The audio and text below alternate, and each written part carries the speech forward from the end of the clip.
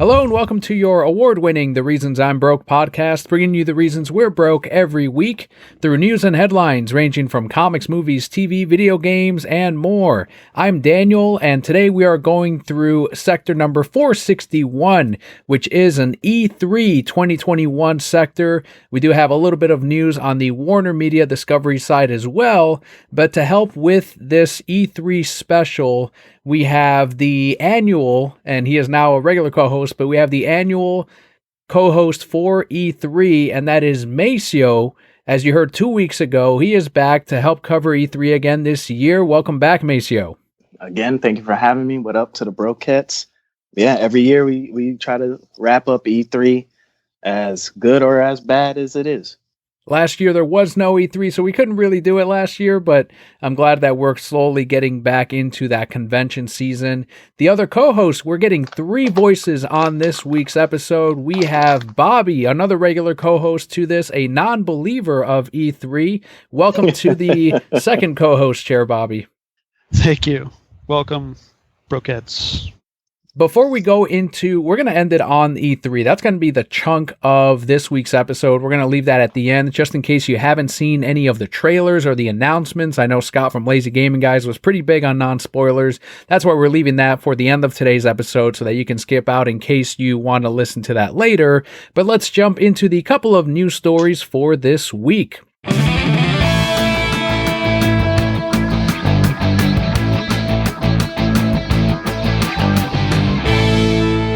First one is the actual name of this new company, this merger company. There was a town hall meeting with Warner Media employees. I don't know if this was really meant to be like a public thing, but Discovery chief David Zaslav announced that the name of the AT&T Discovery merger, this new company that's taken on this debt from AT&T, is called creatively Warner Brothers Discovery. Any initial thoughts on this, what seems to be like this weird placeholder name? It's fucking terrible. Yeah. They moved away from Warner Brothers as a brand when they moved to Warner Media with the whole AT&T, HBO, and that whole huge merger. Corporate watchdogs saw that merger and said, hey, AT&T doesn't have cash on hand. They can't fucking afford it. They're taking way too much debt. And they're going to have to sell some of this off. And not even 5 years later, we're here now. They had to split it up. And now we get this zombified version of Warner Brothers and just slap Discovery on the end. Like, who came up with this idea? Like, is this supposed to be a brand, or is this just supposed to be an all-encompassing corporation? And then there's brands within that people actually resonate with. I thought it was going to be more of a Discovery, like maybe a whole new name to the thing, not even incorporating Warner Brothers or Discovery into it, but just a whole, because it really is a new company that's majorly owned by AT&T with 39% owned by Discovery.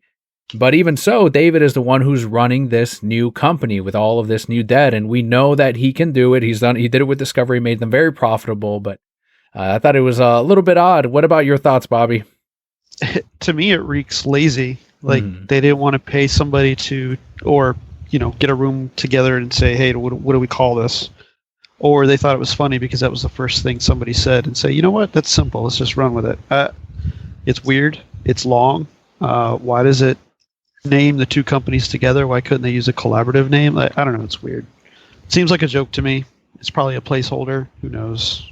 Some people were suggesting Discovery Max. Some were saying maybe, just something a little bit more simple, something that you can actually market. But if this is literally just a company name, they can probably still run with, HBO Max is still going. They don't have to change the name of that. Warner Media is still going to be its own little thing. I guess this is just for the stock market, really. Yeah, it's to me, it makes sense if it's in that vein. Like if you look at, for example, Google, technically Google is owned by Alphabet, the company Alphabet. That's the father brand, I guess you would say. But no one ever says Alphabet. No one talks about it, only when you're speaking of stock, as you said just a second ago. So if that's the thought process, if they're not going to be like, if you turn on your TV and you switch it to the Discovery Channel, now it says Warner Brothers Discovery. That's going to be an issue. Mm-hmm. But if that's not what they're doing, and it's just the name of the huge company, like realistically, in the grand scheme of things, no one really ever said Warner Media, except for if you're trying to get the Snyder Cut to trend on Twitter. Right. So if that's the case, then I guess the name really doesn't matter in the grand scheme of things. I mean, I just want to know when I'm going to be able to watch Luda Can't Cook, because that's what's important. When are they going to merge the Discovery Plus into Max or Max into Plus so that I can watch Luda Can't Cook? Because that's what we really want. 9 months away, middle of next year. We're almost there. It's going to be here quicker than we think, assuming that everything goes through and there's no law delays as far as monopoly laws. We do have a quote here from Zasliv, who said, quote, "We love the new company's name." Sorry. "We love the new company's name because," you could just tell he's lying, "because it represents the combination of Warner Brothers' fabled 100-year legacy of creative, authentic storytelling and taking bold risks to bring the most amazing stories to life with Discovery's global brand that has always stood brightly for integrity, innovation, and inspiration." End quote. Zasliv, I do have a lot of faith in, but he's the kind of businessman that'll make something very profitable and then flip it. So I think that's what Discovery was mainly doing here, is they saw that there's potential money to be made, and as soon as they get that debt down, they'll probably flip it to whomever is next to hold the Warner Brothers and Warner Media properties. I like that quote. Authentic storytelling. So we're gonna get the Ayer cut, right? If they like money, yeah. If they're in the business of making money, people were pulling that integrity part. They're like, integrity, he's talking to us, and I'm like, I hope so. I hope that's really what he means, and that's been a message that he's been talking about. How he said something like mending bridges and mending relationships with creators. So we were like, okay, that's a step in the right direction if he really means it. But the problem isn't solved because they still need to clean house. The same people that were there are still there. So unless that changes, it's just my opinion, but I don't see nothing changing. Like, it's just going to be a new person at the head of the tree, but that's it. You're right. Toby needs to go, and Sarnoff needs to go. Walter Hamada, he has so little power. If he stays, he'll have to be told, what to do by the higher ups. But the rumor right now is that Discovery, and this is very common with companies that take over another one. The rumor is that Discovery is going to put in their people from the Discovery Plus app and streaming, because David has trust in those guys. He knows that they can make their thing profitable and they can make it work. Right, and then you got to look at all the other things that are affected too, besides just the Max or media side of it.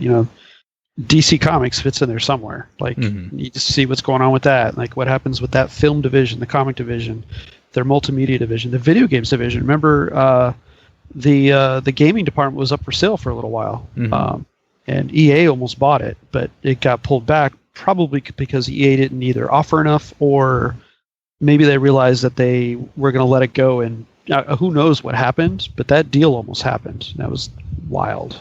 I wonder if that's what caused this delay, and we didn't hear anything on E3 about any of the Batman games, which we will touch on, but the last regular news story before E3 is that DC is releasing a Harley Quinn animated TV show tie-in 6-issue series. It's coming out in September. It's titled Harley Quinn, The Eat, Bang, and Kill Tour. The solicitation reads, quote, "Harley and Ivy on the road trip of the century following the wedding disaster of the decade. Harley Quinn and Poison Ivy end up on the run from Commissioner Gordon and the GCPD," end quote. It is written by T. Franklin, who's currently working on Juke Joint, with art from Max Sarin from Giant Days. I really like Giant Days. Great artwork on that one. More properties making it from film and TV. We just saw it with The Conjuring 2 weeks ago. A Conjuring comic book. Pretty insane. And now we're seeing it with Harley Quinn. So you guys are the more comic book heavy. Is the type of humor and the type of show that Harley Quinn is that well translates to what people like to read in comic books? Yeah, they do a good job with it, but it also depends on who's writing it, because that can do a lot for it. And also the artwork. If the artwork's crap, some people won't read it or even bother looking at it. But like for example, when Jimmy and Amanda were on Harley previously, they did a really good job of keeping Harley like wild, kind of breaking the fourth wall every so often, but leaving her loose, like being able to run wild with that kind of attitude. Whereas if you give it to somebody else, they'll more take that nature of like, let's go into battle and do this crap. Well, no, she needs to be like just doing things off the cuff, because that's what she's known for, and that's what I enjoy reading, and I think other people do too. Daniel, I could probably sure you could speak to that with sales. Right, exactly. And I think right now the Harley Quinn book isn't doing great. And it's like Bobby was saying, a lot of it hinges on the artwork and the writers. I ended up dropping that book after issue 3 because of the writing. I love the artwork, but unfortunately the writing wasn't there. And I was shocked that they didn't get one of the show writers. And I don't know, maybe T. Franklin is on the panel of writers for the TV show. I actually didn't do that deep of research because I know that she is a comic writer. But if this is meant to be, and they said it is, a bridge between season 1 and 2, it would have made a little more sense to maybe try to get one of the showrunners to at least co-write, because we know they can't all write for comics, but at least co-write with an actual comic writer. And I think that would have really helped this along. But just the fact that it ties into an HBO Max original, I think that alone is going to help boost sales a bit, at least at the start. And the show is very memeable. I see it get posted on Twitter all the time. It seems like it's very popular. People always post clips and people are like, what is that? What show is that? Oh, it's Harley Quinn. It's on HBO Max. And then it seems like it's doing very well. I see pop-ups on it when I go on the HBO. So I was just like, man, the show is funny. It has that kind of Adult Swim humor. And I'm like, does that translate well into a comic book? I mean, I guess nowadays, if it's on TV, it's just going to sell in the comic book store anyway. So I guess it doesn't really matter, huh? Yeah. Did you guys see I didn't have it on the show notes, but since we are talking about the Harley Quinn show, you guys saw on Twitter how, and the whole internet, the Batman not eating out Catwoman thing. They wouldn't let them do that scene in the show, and they finally made it public. They're like, yeah, they wouldn't let us do that because, quote, that's not what heroes do. Yeah, I did see that. I was going to bring it up too, but that's hilarious that they're like, oh yeah, Batman, man, he don't eat pussy. Like, just straight up, yeah, he don't got time for that. That's hilarious. Like, here's that line, and you just crossed it. Sorry, we're not going there. Right. Yeah, but the amount of fucking bullshit going on in that damn show. Like, I don't understand how they could say that that's going too far. That's the step too far. Like, didn't they make like Gordon like a drunk? Yes. Or something like that. Like, there's mad crazy shit going on in the show. Joker kills somebody like every 5 seconds. Mm-hmm. But that's just taking it a step too far. Batman on his knees. No way. I think it might have to do maybe with the IP. Like, they're so protective of the Trinity that when you watch the show, Batman is more or less like incredibly vanilla compared to the rest of the characters. Like, you can tell that they're tiptoeing around what they can do with him, and that's why they'll have all of the other characters be insane around him. And he, like, one episode he got tied down by Joker, and he was going to get killed, and it was pretty standard Batman stuff. They don't really go too far with him, and so that part didn't shock me, where they're like, we're not going to do that. But it's all brand protection. You see it with Disney, and AT&T takes the same steps. They think it's going to affect toy sales. But it's like, would they have said the same thing if it was the other way around? Like, if Batman was sitting at the desk, and then he gets up, and then like they show like Catwoman kind of scurrying off to the side, like, oh wait, what was going on there? Like, would they be like, oh whoa, that's taking it too far? Right. No, I think they would have gotten away with it, honestly, because they do it with the female characters all the time in the comics, where they'll be more revealing. They'll have things that are they'll go further with it, but then you have the bat penis show up in Batman Damned, and that's like a huge problem. So, yeah. I mean, it was just like the Killing Joke, the movie. A lot of people were all upset that or didn't even know the story. And they kept true to the story in the movie, where those two get, Batman and Batgirl get together, and it's like, whoa, what? And it was on a rooftop, right? Yes. Yeah, so it's like everybody was shocked about that. Same thing. Yeah, those are the exact same people that are probably annoyed at this, if there were any, and Most of the internet, though, is like, no, Batman does it all. He does everything. Damn. He's getting pegged by Catwoman, too? You know what? That's going to be the next thing in 10 years. Yeah. Yeah, probably. All right, let's get into the bulk of this week's episode. It is this year's E3 2021 highlights.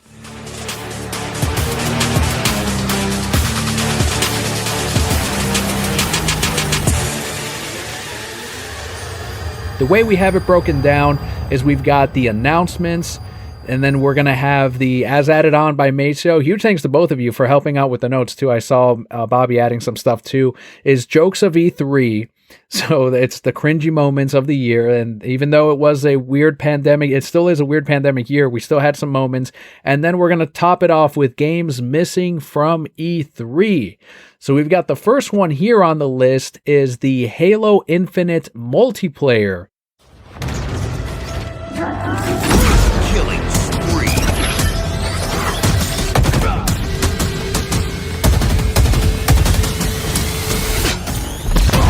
Double kill. Hello, let's do some damage.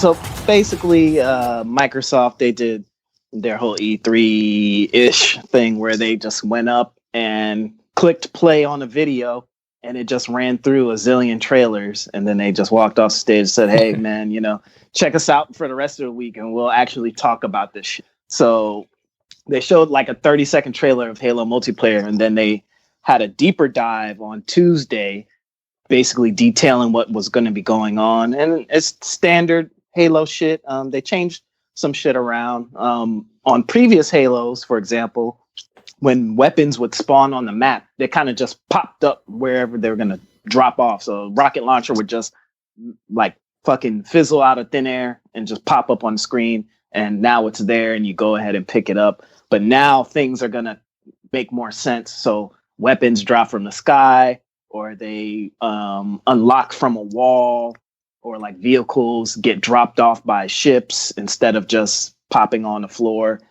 So it makes it visible to the entire map that, hey, this thing is coming in, you go get it. Or, hey, this thing's coming in, they're about to use it on you. I like those different kinds of changes.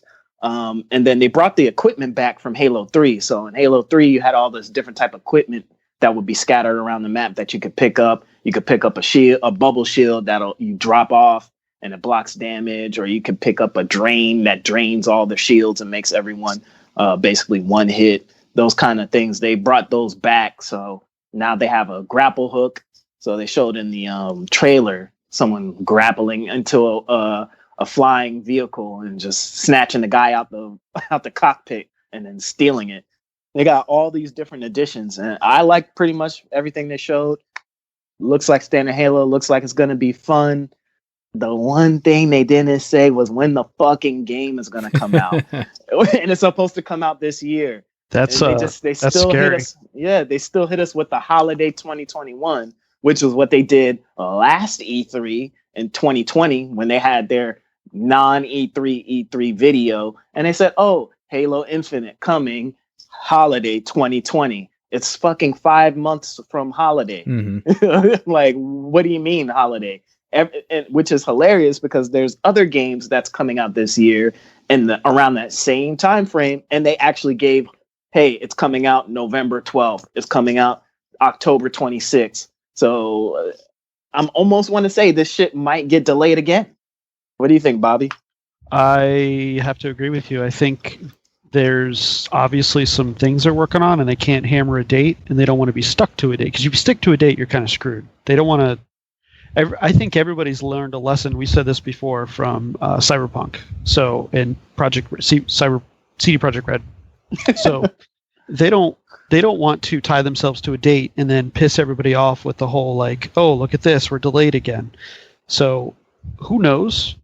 Granted, we saw a lot more footage than we saw last time, especially with multiplayer, because that was missing last time. That was in-game footage. You could hear the announcer and everything. Yep. It looked cool. I will say, and I got to ask you, did you see the part near the end where one of the players was jumping and the sword came to him? Did he throw a grenade and it popped Yes. over to him, use the great. Okay, that's what I thought that was. Yeah. They, I think they showed that to show that the whole weapon launching from Weapon Halo launching, 1 and Halo 5, when they brought that back in Halo 5, they just wanted to show, hey, Yeah. it's still in the game. I did that crap all the time in Halo 1 and Halo 2. Weapon launching with grenades. Yep. But yeah, that was pretty cool. Obviously, they showed him jumping in the air to catch it, make it cinematic, whatever. But back to the original, like, I personally, in my personal opinion, I don't think that game's coming out this year.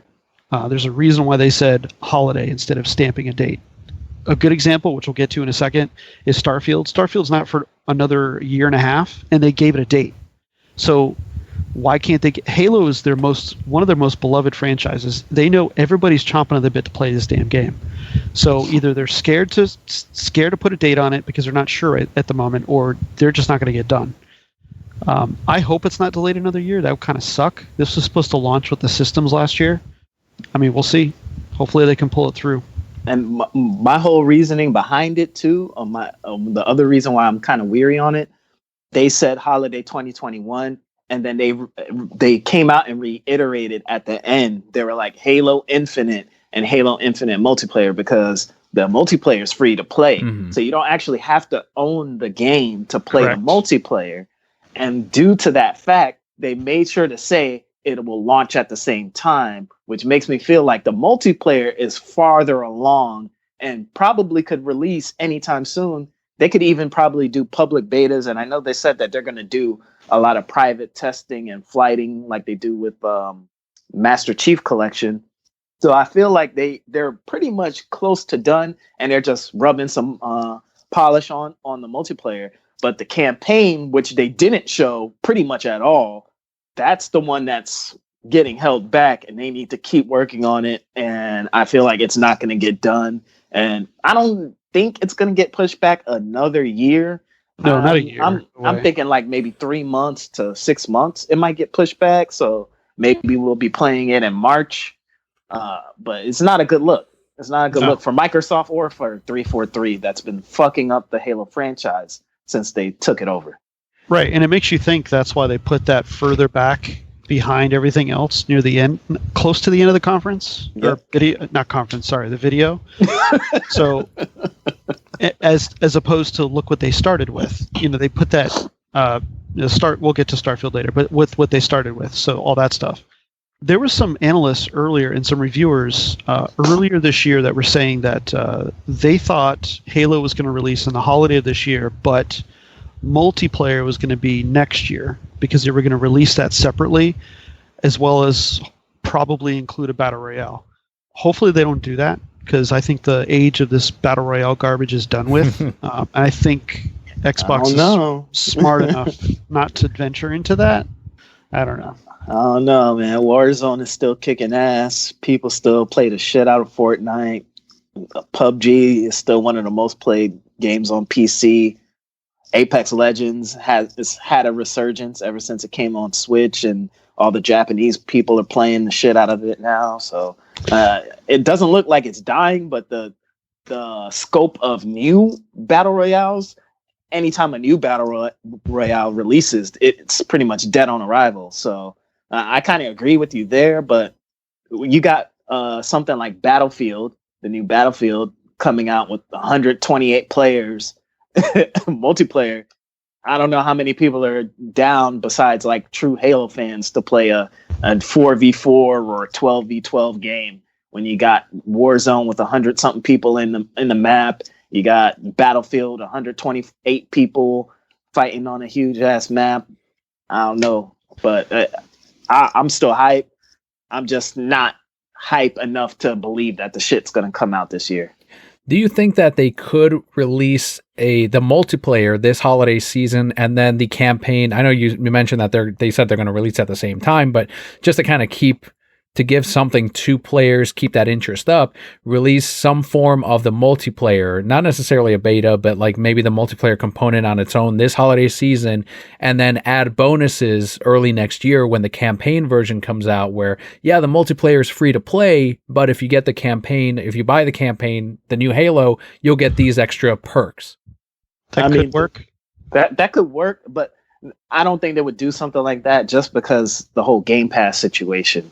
Halo is going to be in the Game Pass day one, so they're not going to really put too much incentive on buying the game to give you extra stuff in the free to play because most of the people playing it are going to be playing it through Game Pass.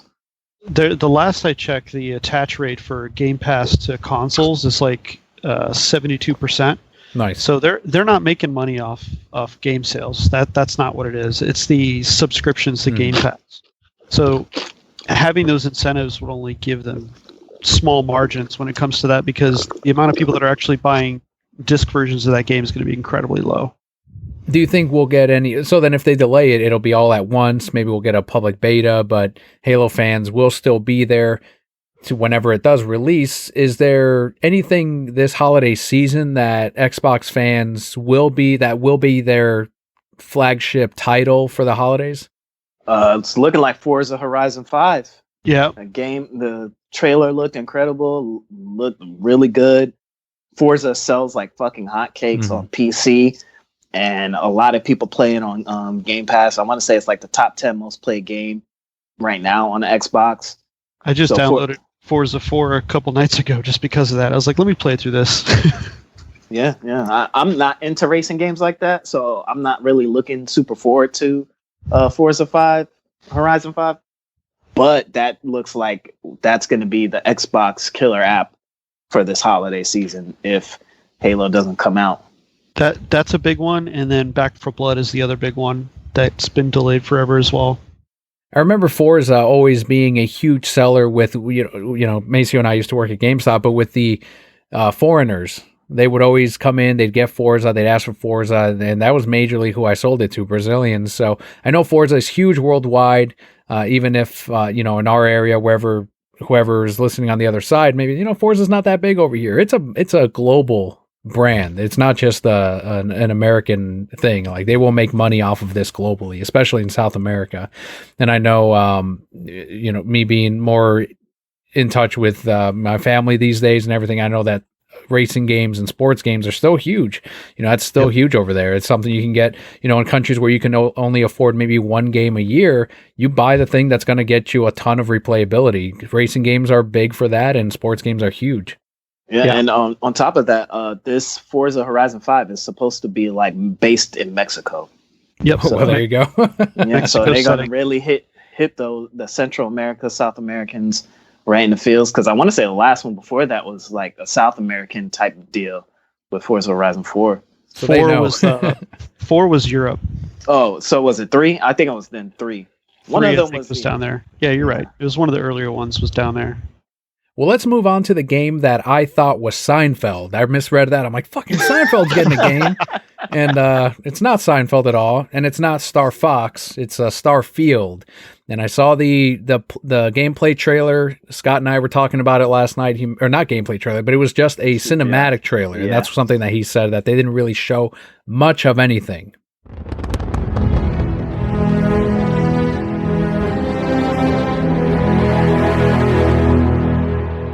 Now, that is in-game footage. What you see with the gun and on the ship there, that's in-game. That is an in-game engine. So that they did show. Now, we didn't see any action or anything. They were just narrating what you were seeing.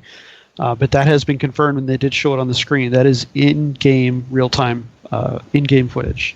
So this game has been talked about and speculated for years. A lot of people want it because it's coming from Bethesda. And obviously, with everybody coming off the Skyrim high, and still playing Skyrim, and they want their next big game because Fallout didn't do it. Well, now we got Starfield, and that's been talked about for years. And last year it was kind of teased, but nothing given out. And then this year, that was the whole speculation running up to this E3 was, hey, are we actually going to see Starfield, or are they just going to give us another poster again? So the fact that they actually started off the video by saying, here's Starfield, and they showed us what it looked like. Okay, now we at least know what's going on. Because there was a lot of speculation, like, okay, is this in outer space? Is it on a different planet? Is it Fallout in space? Is it the lineage the same? So there's a little more narrative there. Also, the other big thing that was announced along with Starfield that everybody was waiting for was the elephant in the room was, okay, is this acquisition with Microsoft taking Bethesda, what were the games going to do going forward? Were they going to be shared exclusives, timed exclusives? Were they going to sell them out to other companies? The answer is no. These are going to be on Xbox exclusive and Game Pass. Sony, sorry, you got fucked. You're done. Nintendo, you're fucked. You're done. So they can't touch any of these games. Microsoft paid $7 billion to acquire this property, and they're going to hold it close to the chest because now this game that everybody wanted is going to be only on Xbox, along with another game. Forgot the name of it, but it was the one at the end of the video, the vampire game. That's also coming to Xbox and not anywhere else. So, and Skyrim 6, that is also coming to Xbox only. So, I don't know how the general population feels about that. I don't know if anybody's pissed about it or if anybody cares, but that's a big deal that a lot of people were worried about. So now we know. The answer is coming to Xbox only. In regards to that last part, the PlayStation fanboys, according to them, all the games that Bethesda makes are trash anyway, so it doesn't really matter. And then everyone else is like, oh, it's going to be on PC, so I can play it on PC. Like, so in the grand scheme of things, if you really want to play Starfield, you can cop a Series X for $300, or if you already have a PC that can play it, then you just rock out on your PC. But yeah, I was expecting a little bit more from the game. I figured that we would get a little bit more out of it, but then I also thought that they might actually go ahead and like just shadow drop and say, "Oh, it's going to come out this fall," because this year marks 10-year anniversary for Skyrim. So I just figured, hey, fuck it, 11/11/21, just let's put it out then. But they pushed it to the following year, which is fine. If it takes them a while to hammer it down. Bethesda games are very buggy on release, and they're very well known to let the community fix the game and not them. So I'm cool with it getting delayed, but I figured they would show a little bit more. I remember when they first showed Fallout 4, they literally showed like the first half hour of the game. Like, I don't need to see deep in the game. You don't have to cut out a vertical slice. They didn't even do that for Fallout. They just straight up said, here's the first 10 minutes of gameplay.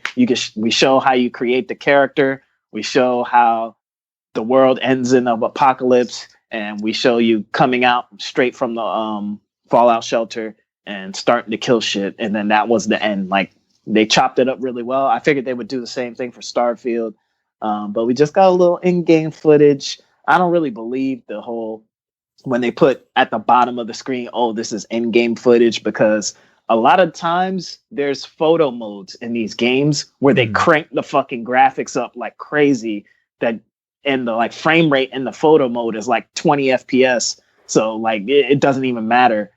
So I don't really believe the whole in-game footage bullshit, like, until they show us the game. Like they showed us Fallout 4 and said this is in-game footage, like, and that's exactly how the game fucking looked when it came out. So that's what I'm looking for. In-game gameplay. Fuck the footage. Because you could boost up some footage, and they didn't say it was in-game footage from the Xbox, so it could have been in-game PC footage. So it's like, people don't really play Bethesda games for the graphics anyway. They play it for the gameplay. So I'm definitely looking forward to it next year. But we got some stuff coming in between on the meantime. So what's going on with Xbox Game Pass? Bobby mentioned that the attachment rate is really high for them. We know that it's incredibly successful with gamers. Gamers love it. But what did they announce for Game Pass? So every month, starting next month, we're going to get a title added to Game Pass new and exclusive to Game Pass for the rest of the year. So like, I don't have the exact slate in front of me, but I know the one that was added the day of the video was Yakuza Like a Dragon, which is the newest Yakuza that just released. So that got added to it. Then we have Microsoft Flight Simulator is coming to Series 1 consoles, so the X and the S, but not the older models. That'll be added. Back 4 Blood will be added to it. I'm forgetting some others. There's a lot. The Ascent. Yeah, the Ascent's being added. Yeah, I don't have the list in front of me, but Hades. yes, Hades is being added Hades. in August, I think. Yep. Finally. But there's a good amount of games that are coming to that, and then obviously everything they showed in their videos coming to Game Pass, because why wouldn't they not put them on Game Pass? Pretty much, and even the big release titles like Horizon 5, Forza Horizon 5 is coming there. So I think that's unique. Like having big Halo Infinite is going to be there on there too. Having these large scale games just for essentially free, as long as you have the service, you get access to them on day one. I think that's unique. I wish some of the other gaming companies would take advantage of that. Nintendo, they kind of do it with their Switch Online with the virtual consoles, but I mean that's old stuff. Game Pass. The big announcement they made a couple months ago, removing the gold barrier. I mean, that's a big deal for some, especially when Halo comes along, because you'll be able to play multiplayer for free without owning the game. So that's pretty cool. You don't need Game Pass for that either. So yeah, they're doing a lot of stuff with Game Pass. I personally, I'm subscribed to Game Pass, and the main thing with Game Pass is that you might own it to play XYZ game, and then they just drop a banger on you. So like I might own it because I want to play Gears and Halo when the new ones release, and then Outriders, that's coming to Game Pass day one. Yep. Or the Ascent, that's coming to Game Pass day one. Hades hasn't even been on a console besides Switch. It's coming out on PS4, PS5, Xbox One, Series X, and it's coming out in Game Pass day one. You don't have to pay for it. You already have Game Pass. You weren't looking for it. And that's the best thing about it, is like people like to say like, oh man, I'm playing Hades for free because I got Game Pass. And then you'll get the person that's like, well, are you really paying it for playing it for free? Because you're paying for your subscription. It's like, no, I already had the subscription for the other shit. I had the subscription for the other shit. And then they're just dropping banger after banger in there. And they might even have some other games that drop in there. So they don't always announce everything ahead of time. Like the Yakuza Like a Dragon was just, boom, we're just dropping that day one on E3. Yep. And they didn't even name some games. Like there's a new Dungeons and Dragons game that's coming out in Game Pass next week. So there might be some games in between that time that drop in there. You forgot Psychonauts 2. That's coming to Game Pass day one. Out of that group of games, the one that I'm more looking forward to is The Ascent, because that's a four-player co-op, either via online or on your couch. And it's like a twin-stick shooter with like Diablo-like elements. The graphics look insane. There's so much shit going on. It's like a cyberpunk world. So that's what I'm looking most forward to. But yeah, like Game Pass, it just banger after banger. You own it, you have it, or you pay for the subscription for one thing, and then they say, hey man, MLB The Show is going to be in Game Pass, and you're just like, oh shit, cool, another game to play. Like I have so many games that I'm trying to like juggle with and play. Like I'm playing Hollow Knight right now, that's on Game Pass, but I do want to play Yakuza Like a Dragon. But then I also want to play Sea of Thieves. I know Bobby and some other brokettes are getting into playing Sea of Thieves, and it's like there's like no fucking time. Like you find yourself like, damn man, you want to play this, you want to play that. I want to finish this. There's some other games. There's so many super long games on Game Pass too. Like all those Japanese RPGs, like Dragon Quest 11, like fucking 50, 60 hour long game on Game Pass, and you're like, damn, do I even have the time to play that when I have all these shorter games coming in between that time? It's a really good service. I'm sure Nintendo isn't going to do this shit at all, but I'm sure Sony in the background is definitely plotting on how the fuck they can get into this and try to do it. When it comes to the subscription models, it seems like they don't do as much, even though, for example, they outsold the Xbox One with the PS4 2-1, but when it comes to PlayStation Plus subscriber base, it wasn't even near what Microsoft has with Xbox Live. Even Game Pass is reaching up to PlayStation Plus's subscription model when they started from zero like 3 years ago. And I think the last number they said was like 26 million people are subscribed to Game Pass or something like that. And the number's just going up and up. It's a good business model. Like, you get to play a shit ton of games. Developers get paid to put their games on there. So they get the double dip. When the games come out, people buy them. It gets the game's hype for other platforms. So they might put Yakuza Like a Dragon in Game Pass. Your friend might play it in Game Pass, say, yo, this shit is hard. And then you got the PS5 and you're like, all right, I'll buy it on PS5. So it gives them sales other ways. Mm-hmm. So it's a win for the developers. It's a win for Microsoft. It's a win for the players. And Sea of Thieves, talking to that, on Tuesday, that gets a free update for A Pirate's Tale. And they got in bed with Disney because it's a Pirates of the Caribbean crossover. It has Jack Sparrow and all that stuff. Yeah, I saw that on Twitter, a picture of Jack Sparrow on there. I wasn't sure which game it was, though. Yep, that's Sea of Thieves, or did a Pirates of the Caribbean crossover. So yeah, with the quote-unquote Jack Sparrow. Yeah. Game Pass for me, same thing. It's easy to access. There's tons of games. You can play whatever you want, whenever you want, and that's why I think it's incredible value. So if you don't have Game Pass, you should look into getting it. All of you out there that have an Xbox. You don't have to have a Series X, a Series S. You can do it on your Xbox One.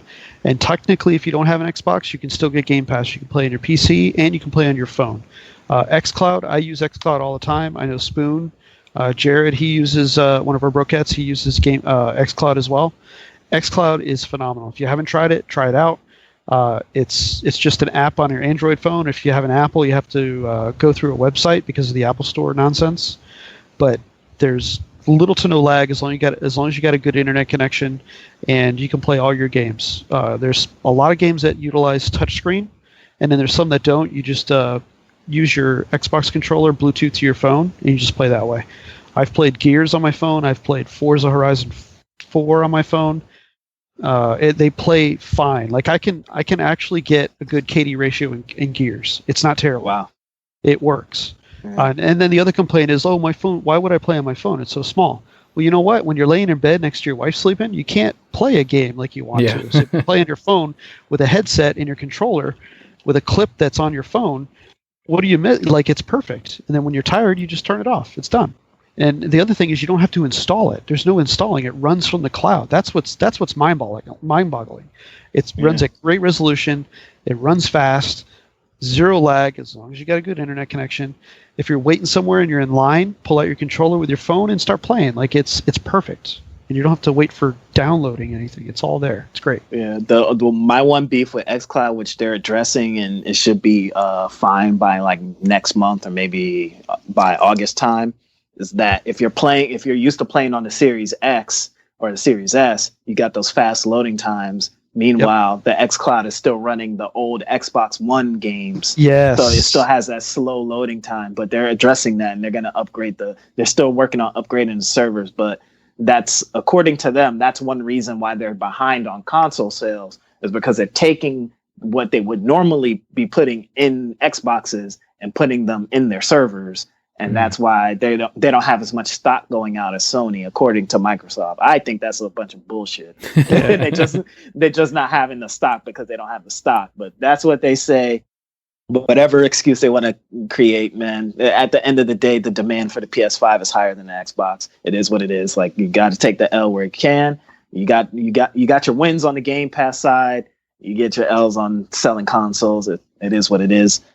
But with that, once they upgrade those servers to the Series X and you get that better frame rate, you get the better loading times, like, you're going to be able to blaze through games on your phone. Like, that's probably how I'll end up playing like Dragon Quest 11 or Yakuza Like a Dragon, because I can just pull it up on my phone, instant fucking load times, great graphics, and then you just breeze through, especially Japanese RPGs. That's why a lot of people play them on the Switch, because you can just bring the Switch wherever you go, and you can get through all those tedious battles quickly while you're on the go.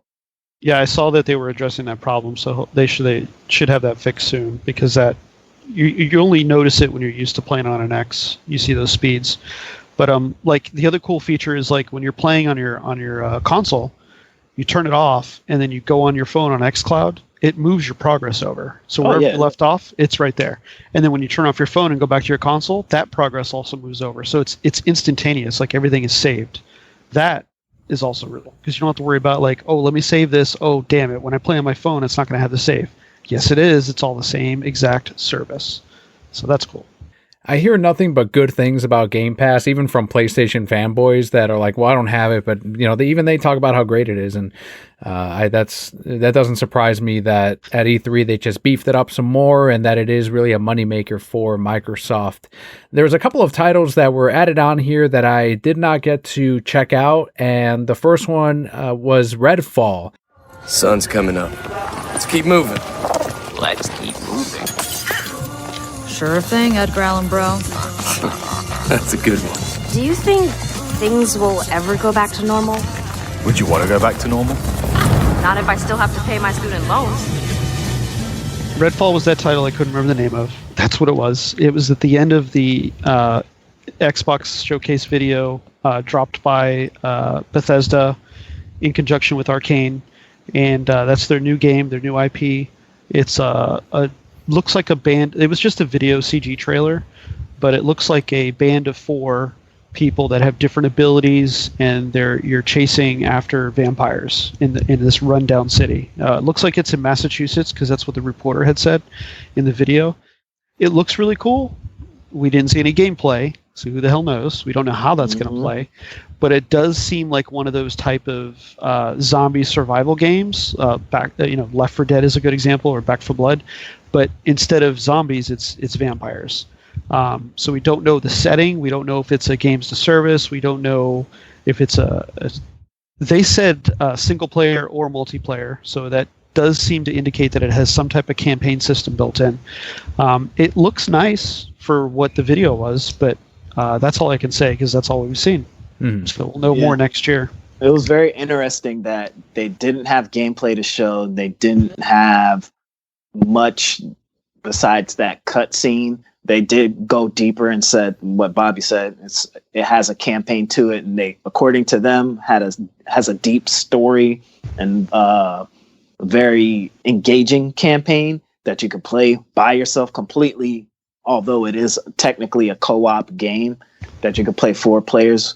It was very interesting that they didn't have gameplay when, according to them, the game's going to come out in the first half of 2022, which is only a year away. But last year, Microsoft did that whole conference during the drop of the Series X and announced a whole bunch of shit. So maybe around that time, they might actually have gameplay to show. But it looks interesting. Arcane makes really good games.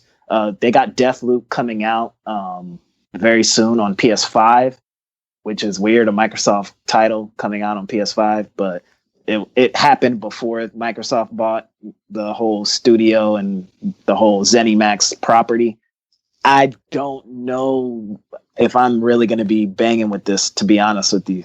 There's so many co-op shooter games coming out. You got Back 4 Blood. You got Dark Tide, the sequel to like the Vermintide series, Warhammer, which is basically also like fantasy Left 4 Dead. There's so many of these kind of games coming out back to back. So I don't know if I'm going to be into it, but if it has a deep story, then I'm going to check it out because Dishonored bangs, Prey bangs, Deathloop looks like it's fucking incredible. So I'm hype-ish for Redfall.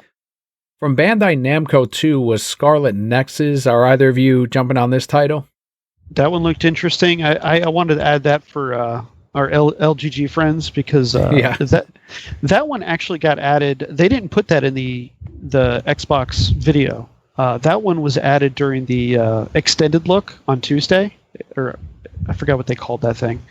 Expanded, whatever it was. Yeah. They did a dive into this game, not only because Bandai Namco did their own conference thing like last week, and they didn't announce this either. So during the Xbox extended look on Tuesday, they had a Japanese interview. It was all in Japanese, subtitled, and this guy did a deep dive on this for like 20 minutes, and he told the story, and then he showed all sorts of gameplay. The game looks really, really cool. It looks like an action hack slash RPG stylish game, but using psychosis, telekinesis for your attacks and things like that. Looks really cool. The game design looks really cool. The colors in it look really vibrant. The battles look fun. We'll have to see more. It was all in Japanese, so I'd like to see what it converts to in English. But that looks cool. It looks like it's going to be on Game Pass by the sound It's of not. it. It's not? Okay. Well, No, and that's the weird thing. Microsoft is doing a lot of press and marketing behind this game. Just kind of like what they did with Yakuza Like a Dragon. They had a lot of press when the Series X came out talking about Yakuza Like a Dragon, and that was because it was the only the Xbox Series X was the only next gen console to get the game. It came out on Xbox One and PS4, but the PS5 version didn't come out until like a couple weeks ago, I want to say. So I think with this is the same thing. The Xbox Series X version is out, but the PS5 version isn't, maybe. So that's why they're hyping the game up, but it's not in Game Pass, and probably why you didn't hear too much about it and they didn't show it at E3 is because the game comes out like next week. Wow. So it's about to come out. They already had like a demo on the store for the game like a month ago. It was one of those weird things where they put a demo out for like a week and then it disappears. I don't know why they do that shit. Resident Evil did the same thing. Oh, here's a demo. You can play it for like 5 minutes in this time frame, and then it disappears, and then that was it. But yeah, it does have that like telekinesis, kind of like Control, but with like fucking hack and slash JRPG type shit, which it looked interesting. But I was like, I always thought that this game was going to be on Game Pass with the amount of times Microsoft likes to bring up Game Pass, and then they show Scarlet Nexus, and then it'll have like a little text at the bottom like, oh, this shit ain't in Game Pass. So that's why they didn't show it earlier in the week then. Yeah. And on top of that, it was actually a rumor that they were going to put it in Game Pass day one, and then Namco Bandai came out and it was like, no, it's not going in Game Pass day one. So I feel like it might come to Game Pass sooner or later, kind of like with Yakuza Like a Dragon. Eventually they'll put it on Game Pass, but as of right now, it's just going to come out and you just have to buy it. And I don't even think it's not a $70 title like most titles are nowadays. I think it's not even 60. I want to say it's $50. So it looks interesting. I'll probably keep my eye on it and definitely have it on my like play later if it does come to Game Pass. The part of E3 that had a good chunk of games, more than I kind of expected, was from Nintendo. And the first one here that we have is the Mario Party Superstars. And it's kind of like a compilation of a bunch of the classic N64 games and maps, but it's also got a bunch of new stuff in it. And it's been a while since we've had a Mario Party game, I think. And the Switch, I think this is the Switch's first Mario Party game as well. And it seems like every console from Nintendo seems to kind of need it, like Mario Kart, and each one seems to be a staple of it. It's a blast from parties past, and you're invited. Ready for another round of Mario Party mayhem? Of course you are! It's a superstar collection of Mario Party boards and minigames. It's the second one. There's one out currently. It's Mario Party 10, I think. This is a compilation of, I think it's the top 100 games from Mario Party 1 and 2. Mm. Is that right, Mace? Possibly. I mean, is it going to have the fucking one where you destroy your hand trying to get the fish? If it doesn't have that shit in there, man, fuck, you know. Yeah, that was the letdown with this one. It wasn't a brand new Mario Party. It was a compilation of the most popular games from older versions back in the day. 1 through 3, I think, is what they're pulling the games from. I think what they were saying too is that this is the first online multiplayer, isn't it, for Mario Party? Yeah, I was about to be like, they better have some goddamn online multiplayer. Yeah, they have that Mario Party. What was it? 2 weeks ago, they announced an update to the current Mario Party to give it some online support as well. So nice. The current version is getting that update. That just came out of nowhere, which is weird because you would think they would have done that last year during everybody staying home. Yeah, they did it just recently. So yeah, I guess they they're implementing into that new game as well, so it'll have online support.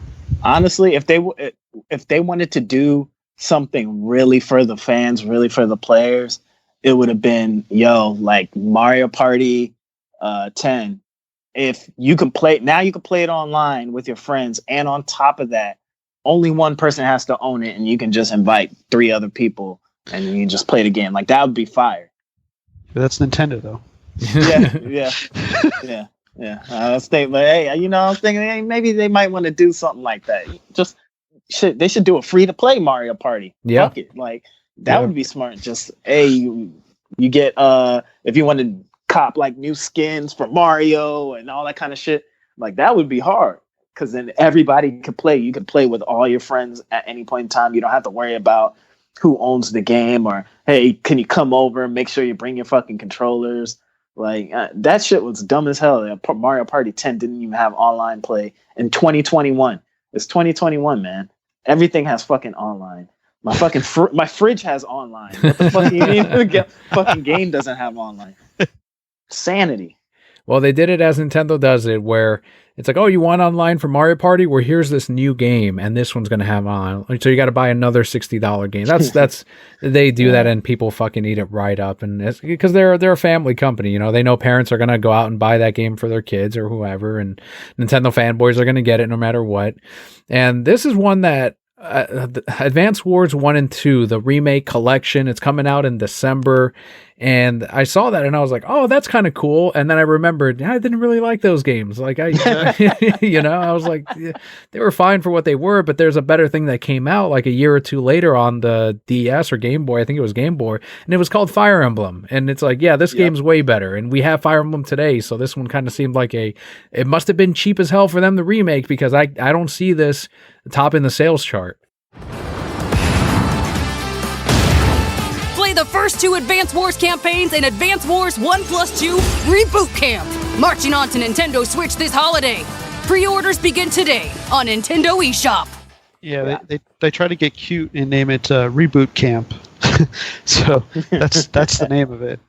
But I never played those games. I don't care for them, but I know there's a huge audience that loves Advance Wars. So that was one of the big takeaways for that. Yeah, I played Advance Wars 1, but as Dan said, and I agree, there was better tactics games that came out. You got Fire Emblem, which I suck ass at, but then you also had Final Fantasy Tactics Advance that came out on Game Boy Advance that blew that shit out of the water. Way better story, way better gameplay, in my opinion. But I do like what they did with the remake, using like that art style, that Shantae art style. I want to say that's the same developers that do Shantae. They're the ones doing this remake. So, I mean, I like what they did with the art style, but like, what's the price point on this shit? Are they charging $60 for this? I hope not. Because that would be just very disappointing if they're charging $60 for 2 fucking games that came out on Game Boy Advance that weren't even $60 when them shits came out on that console. To charge $60 to add some, new graphics to it. It's not like they're going like that shit. They're not turning like Advance Wars to like fucking Mario Odyssey. Like it's going to be a 2D fucking game. Yeah. So I feel them, nice little remake. Why didn't they do this shit on like the DS, the 3DS? Why did it have to wait until the Switch? I guess we're further along where nostalgia is they think that it's gonna, I still don't think it's gonna move units, honestly. And I know Bobby said that there's a huge fan base for Advance Wars, but how many of them are actually gonna drop some money on this thing? And I guess we'll find out in December. Maybe there's enough holiday shoppers that are looking for that game to gift to someone. This is one of those fluff games of many that they announced because they're not giving everybody else what they really want this year with games. Apparently Nintendo was hit really hard with the setbacks. So, Metroid Prime 4 is still in early development, obviously, and Breath of the Wild 2. Every single year, it's where's that?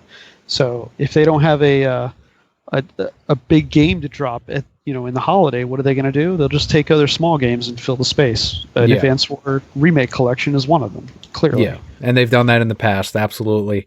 One of the collectibles that they announced is, along with the Mario Game & Watch, a Zelda Game & Watch, which features 3 games, Link's Awakening, The Adventure of Link, and The Vermin, which is going to have like a Zelda type of skin, or it's going to have like a tweaked Zelda theme to it, and it's not originally a Zelda game.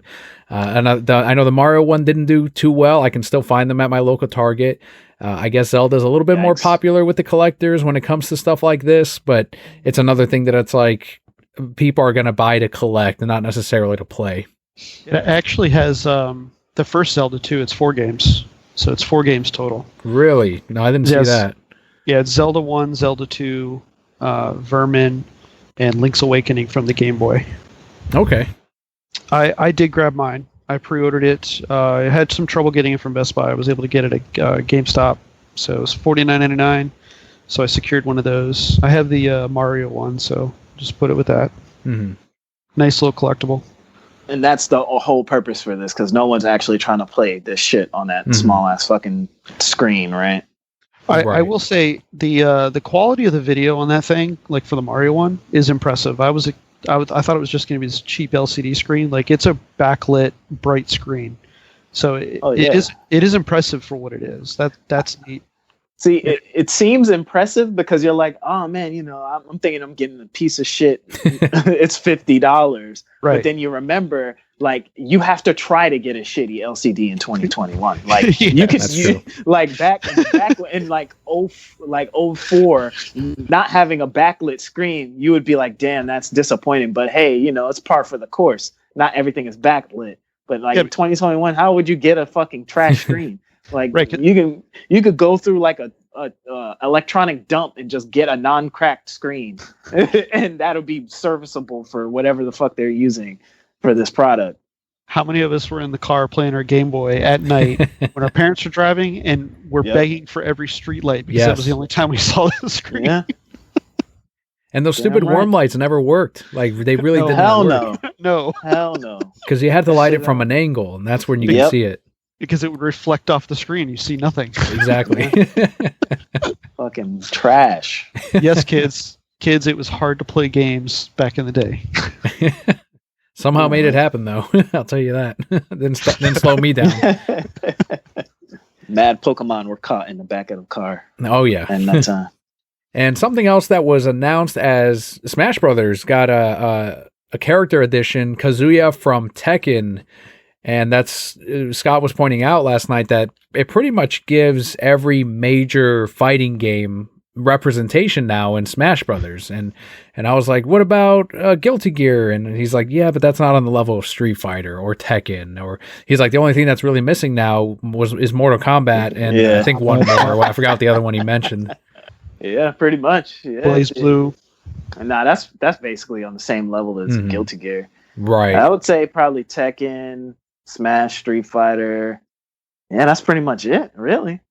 Yeah, because Darkstalker's nowhere near. Yeah, maybe they still haven't put Goku, and Dragon Ball Fighter Z seems to be pretty popular. That's true. Yeah, they could throw Goku in there, and Microsoft and Nintendo seems pretty chummy.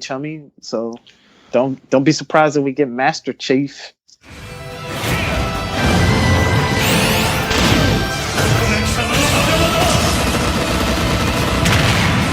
Kazuya Mishima wins.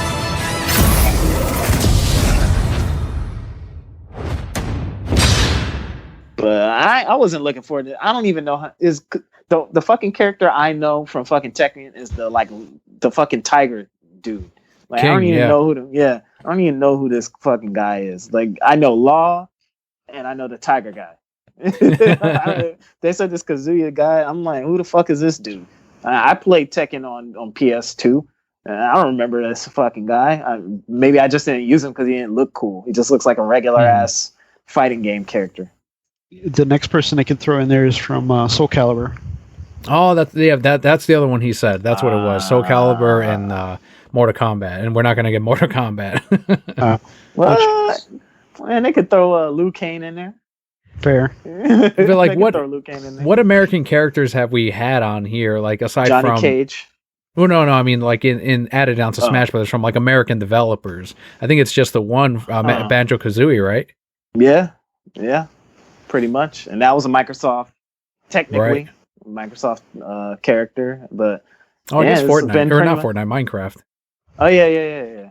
I don't know. They don't seem to want to add I don't think we're gonna get any more outside characters. It's gonna mostly be Nintendo made characters unless they throw some more Final Fantasy shit in there or some other like Japanese developer, or they might even throw like an indie game, like fuck around and put like Hades.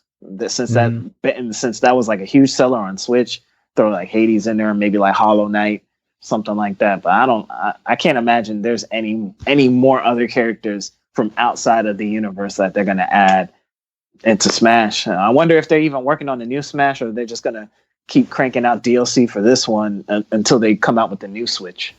I think the next console will probably be the next time we get a Smash, and we'll keep getting DLC on that. Whether or not all of these characters will also make it onto the next one, we'll find out. But so far, this is the one that's the biggest Smash Brothers yet. And if they never make another one and they just remake this one from now until the end of time, I think most players would still buy it. Yeah, it has a following. The two biggest titles that were all over Nintendo's E3 at least, or Nintendo's Twitter. This one is Metroid Dread. This is the title that they were saying, Metroid fans, you've been asking for a 2D Metroid for years. You better fucking buy it, because if they don't, they're not going to make another one. It's coming out on the Switch on October 8th. The president, I think, of North America, Doug Bowser, said that he reiterated along with Nintendo that this is the conclusion of the 5-story arc to Samus. Whether or not that means that they're going to do a different character in future Metroid games, or if they don't intend on doing any more in this particular continuity, or if they're going to reboot it for a future series, we don't know. But this one takes place right after Fusion, which is probably my favorite Metroid game from many years ago, and takes place right after that. I saw the gameplay, and I don't know. I like 2D Metroids, but It didn't really catch me either. I don't think it's a huge one. Yeah, it didn't hit. I don't know what it was. I don't know if it was the graphics. I don't know if it was the music, because that's what got me into like Fusion and Zero Mission was the music, the atmosphere, the tension that they build in the game when you're playing it. And this one, it didn't hit right. And I feel like it's just because of the speed, all the crazy, like you could do like that bicycle kind of kick with her now, with like there's like little melee things, and it just, I don't know, man, and it didn't really hit that Metroid itch. I said this on the Discord, like there's so many Metroid style games that's been that's came out in between now and the last fucking one, which was Zero Mission. There's been so much shit that's come out that has blown Metroid out of the water. When you got games like Hollow Knight, Bloodstain, Action Verge, fucking Shovel Knight, Ori and Will-O-Wisp. Like, there's so many games in this vein, Shadow Complex, that has done the Metroid style and has done it better, with better gameplay or better atmosphere or better graphics. And Nintendo comes out and they're like, "Hey, here's this." Like, this shit should have been out on 3DS. Like, and you could tell, you could tell by how it looks that this was a game that they just said, people ain't buying this, and they scrapped it and they just brought that shit back to life. Well, they did. This game was announced 15 years ago. So really? we never got it. This was a project from a long time ago. So yes, they did scrap it and sit on it. And I think they put this out because Prime 4 is taking so damn long, and they just said, here, let's feed them this orange because it's halfway done. And it's like the 35th anniversary too, right? They wanted to do something. So they're trying to do something. And if it wasn't going to be this, which came out of the nowhere, obviously nobody thought that this was going to come up. the other speculation was a Prime trilogy remaster from the Wii, which would have been cool because that would have tied people over too. Because that's what this is going to be. It's going to be a tie over until we get Prime 4, which who knows when that is. Like, that's still incredibly early in development. So everybody thinks it's going to be next year. I say false. Like, Prime 4 is like probably another 2-3 years away. They just announced that game a year and a half ago. So there's no way. And you take all of 2020 is garbage at this point, plus portion of this year. So it's like, yeah, they definitely took this, revived it, and pushed it out. It doesn't look garbage. It doesn't look terrible, but like you guys said, it doesn't. I don't think it hit the way they wanted it to. However, the feeling on it is really good. A lot of people are excited for this. So I think it kind of worked. And as we get closer to release, it's going to get more momentum. When it comes out, the collector's edition looks really, really cool. Those went up for sale. They're $100. It just, like, I'm with you guys, like Prime 3. Oh, it was 4, sorry. 4 was really good, Fusion. And that was the last one that I played that I really enjoyed. Besides the Primes. Yeah, my Fusion is definitely. I'll probably do Super Metroid, then Fusion. For me, would be my my top 2. And yeah, I've been waiting for another Metroid, but then there's been so many games that's come out, but since then that's been just as good or better. And it's like I'm playing through Hollow Knight right now. I still haven't beat Ori 2.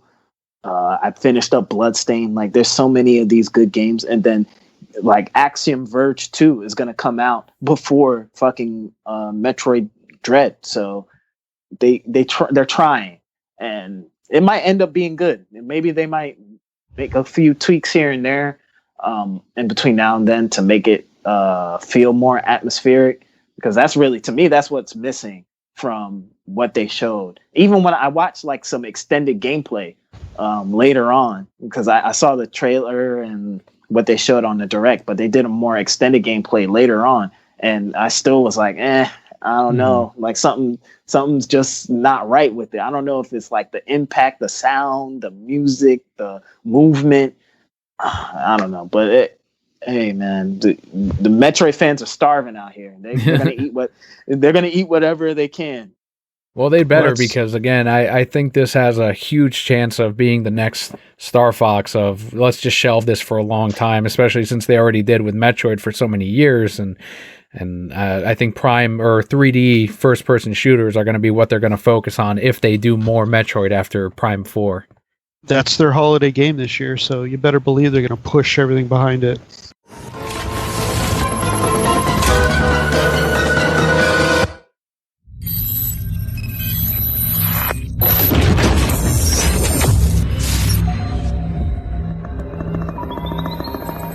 The other big announcement from E3 is The Legend of Zelda Breath of the Wild 2.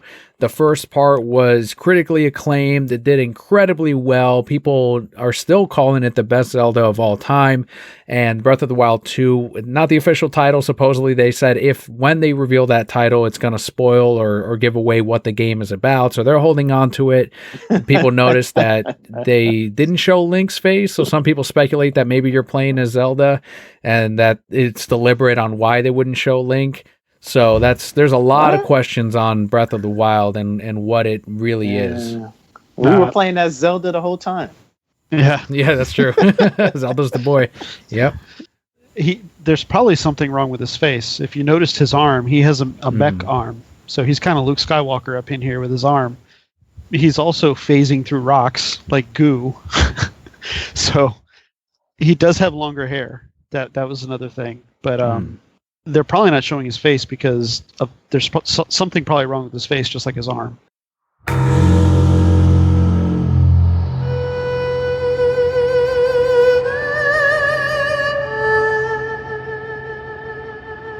I wasn't impressed by anything. It looks the same damn thing as the first game.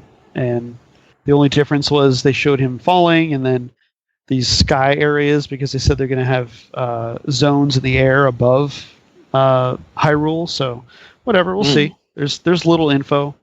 It's obviously a ways out. Still not committing to a date on that. It's going to come out with the Switch Pro. It's coming out with the Switch Pro or the Super Switch or whatever the fuck they're going to call it.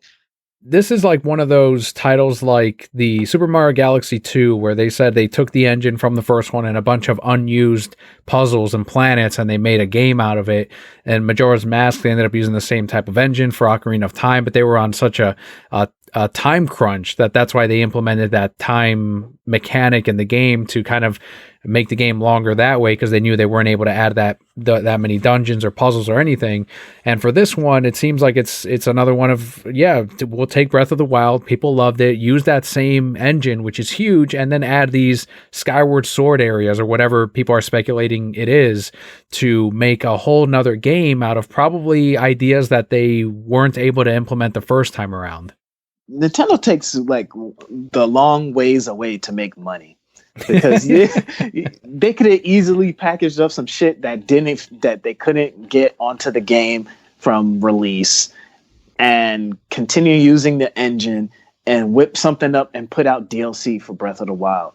Like, they don't have to do these things where they're like, oh man, you know what, we're going to use the same engine. And it's like, use the same fucking engine. That's what everybody does. You don't have to fucking make a brand new engine to make a Zelda game when you have a good engine already. You don't have to fucking reinvent the wheel. Just add some fucking shit to what you already have. Put some more spice on it. Put some more sauce on it. Throw a little seasoning, some salt, and slide a fucking sweet tea across the table. And there's Breath of the Wild 2. You don't have to go that hard.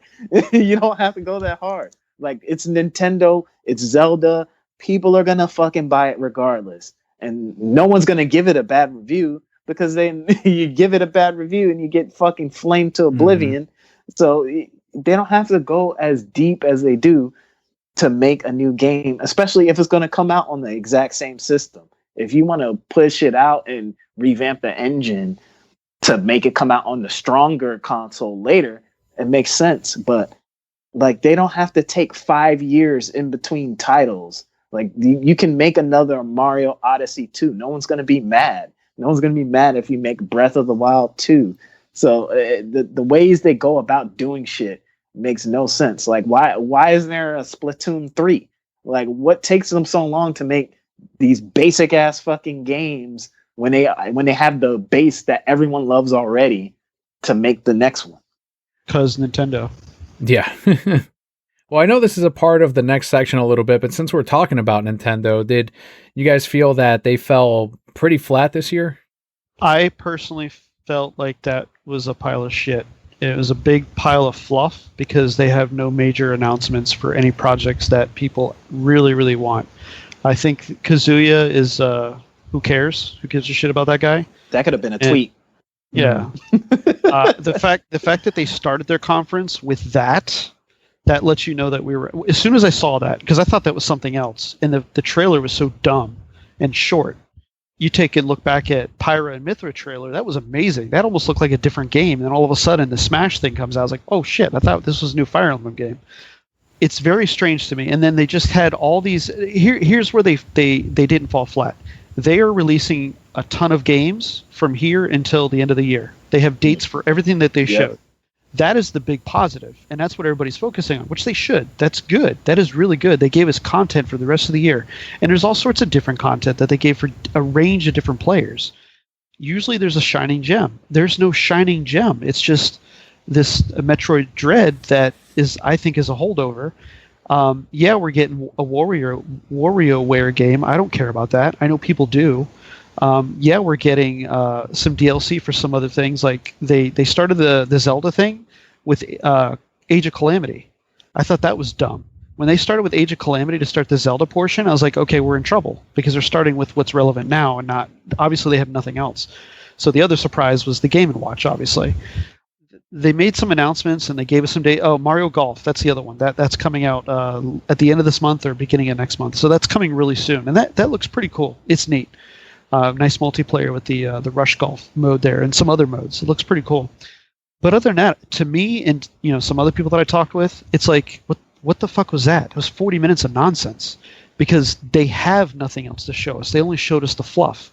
Skyward Sword is releasing next month. Like, that game's been out for years, and the game freaking sucks.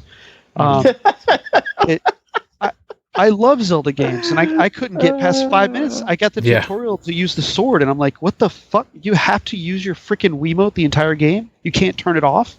Okay, I didn't play it. I got the red bird, and I stopped. And I have the collector's edition for that. Am I going to get it on the Switch? Yeah, probably, because it's Zelda.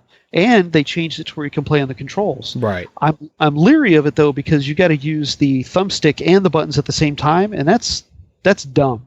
Like, why can't they just freaking remove it and give you the button press? Come on, man. But yeah, back to it. I think it fell flat. I think it's just a pile of fluff because they are clearly behind because of last year. Fine, we get it.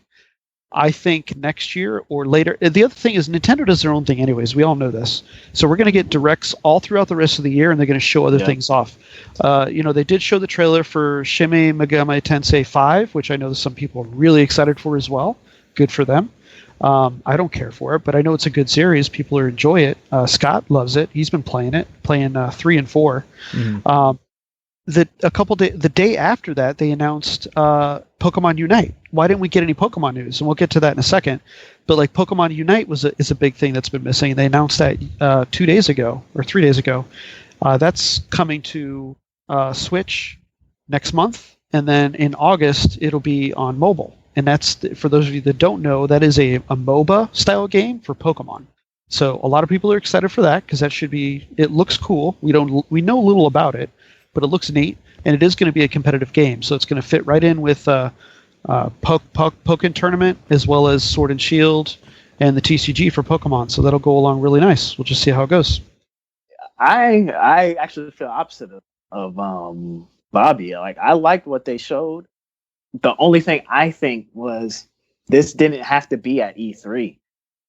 They have a lot of shit coming out between now and the end of the year, like all the Pokemon games, this MOBA game, Mario Golf. There's a lot of shit going on, and they showed some gameplay for that, but they could have just did a direct that didn't have anything to do with E3. Kind of like Sony, they're probably going to have some type of small little conference or something like that in July, maybe August, where they just show some games off.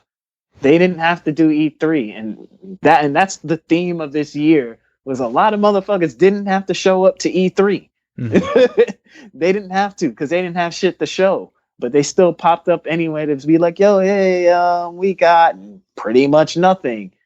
So that was my only kind of issue with Nintendo. They didn't really have much, but what they showed was cool. They showed a lot of third-party games, and even the stuff that they make. They did show some bangers. The golf shit looked fire. The people that want new Metroid, they got it. But the heavy hitters weren't there. But shit, the heavy hitters weren't there for Microsoft. They weren't there for Capcom. They weren't there for fucking Ubisoft. Like, none of these motherfuckers had heavy hitters. EA just said, fuck it, we out. Like, we're not even doing E3. Sony said, hey man, we just announced that we're delaying mad of our fucking PS5 game. So we ain't showing shit, and Ratchet's about to come out. So what's the point of even popping up? Just save our money, save our time. We'll show you some shit later. So that's the theme of this year. E3, motherfuckers ain't want to show shit. Right, and that speaks to my point of why are we calling this an E3? It's complete garbage. Like, people showed stuff, or companies showed stuff, but it's just like fish food, like to tide us over until the next announcement. We know all these developers are going to have their own little directs, or whatever we want to call them, to unveil their games in a different manner. They just threw stuff at IGN and E3 because that's where the money was at for this to make it happen, because they couldn't have a traditional trade show. So, do you think it's just a product of the fact that, we're in a pandemic still, and we knew that this affected the entire world, especially video game makers, and some of them, they worked remotely, but it's going to cause some problems and some delays. And we knew that anything this year, Comic-Cons, all of these conventions, presentations, were not going to be quite what we expect. Do you think that by next year, it'll be enough of a catch-up for these companies where we could see in 2022 either a more standard E3, or do you think that more companies are going to go in the direction of let's just host our own directs? I think they're going to move away, and you've already seen that with Sony and Nintendo. They've done very well doing their own thing. Nintendo's been doing it longer. Sony's just been doing it the past 2 years. Now 3. But I think this year and last year proved that they don't need to be a part of this nonsense. It's marketing, it's the journalists. It's like, we don't need to do this. We can do our own thing and get our message out there and save the money, because they have to pay to attend these things. And look at what happened this year. This past 2 weeks was a disaster. Like, and to be fair, the journalists are making a big deal about it because they're the ones whining about it because they don't get all the access that they used to. And Spoon and I were talking about that the other day. It's like they're the ones that are making the big fuss about it because their vacations are taken away and all their freebies and all that bullshit. But like, that's why they're mad. They're mad because they can't get the free trip to LA and then get drunk every night and get all this free swag. Like, it's a vacation from work, but it is work because it's what they do. Whatever. I honestly feel like the companies are now seeing that they don't need to be a part of this. The ESA has been jerking them around anyways, and it's just a mess. There's a lot of politicking behind the scenes on that stuff. Do we have E3 going forward? Yeah, probably. It's probably going to be Jeff Keighley's E3. That's what it's going to be. You better believe, everybody hates that guy, but you better believe he's positioning himself to take over that whole project. Yeah. Whatever they call it, it's going to be his. At this point, Jeff Keighley is practically the fucking game industry. He's run like the Game Awards. Like, it used to be, hey, IGN has awards, Kotaku has their awards. Nobody gives a fuck about that shit no more. It's the Game Awards. What won the Game Awards, which I personally think is hilarious because they try to put this shit like it's the fucking Oscars. Yeah, and that shit is terrible. I watched 1 year, like the year that I want to say that Last of Us, the first one, won like game of the year, and that shit was practically just a 2-hour commercial for games. That's pretty much what it is. It's just, hey, here's this game coming out, here's this game trailer, here's this really cool blockbuster movie. That shit was just 2 hours of fucking commercials sprinkled in with someone going up on stage and saying thank you guys for buying the game. Like, come on, man. This dude is literally running shit. He announced like 4 or 5 days before E3, yo, I'm doing my own E3 Summer Game Fest. Like, what? Who can do that? Who can just say, yo, I'm doing shit, and then game developers actually show up with fucking games? Yep. Like, he showed off stuff that nobody else had. Yeah. Like, they're all buying into him. He went on stage and then he had Gearbox come up there and announce a new game, basically a new Borderlands game. And then Gearbox had an E3 presentation to announce and show the same trailer they showed at Jeff Keighley's event. Yep. And they didn't show anything else new. They didn't show any gameplay. They didn't tell us any extra details. They just said exactly what they said on the stage at Jeff Keighley shit. Like, what kind of fucking pull is that? Here's the conspiracy. How many E's are in Jeff Keighley's name? You did the science. There's 3. So right. Jeff Keighley is E3. Well, let's talk about the jokes of E3. What were some moments that were real cringeworthy? Right here on the list was first one on there, and mainly built by Macio, and I agree with this first one, Guardians of the Galaxy.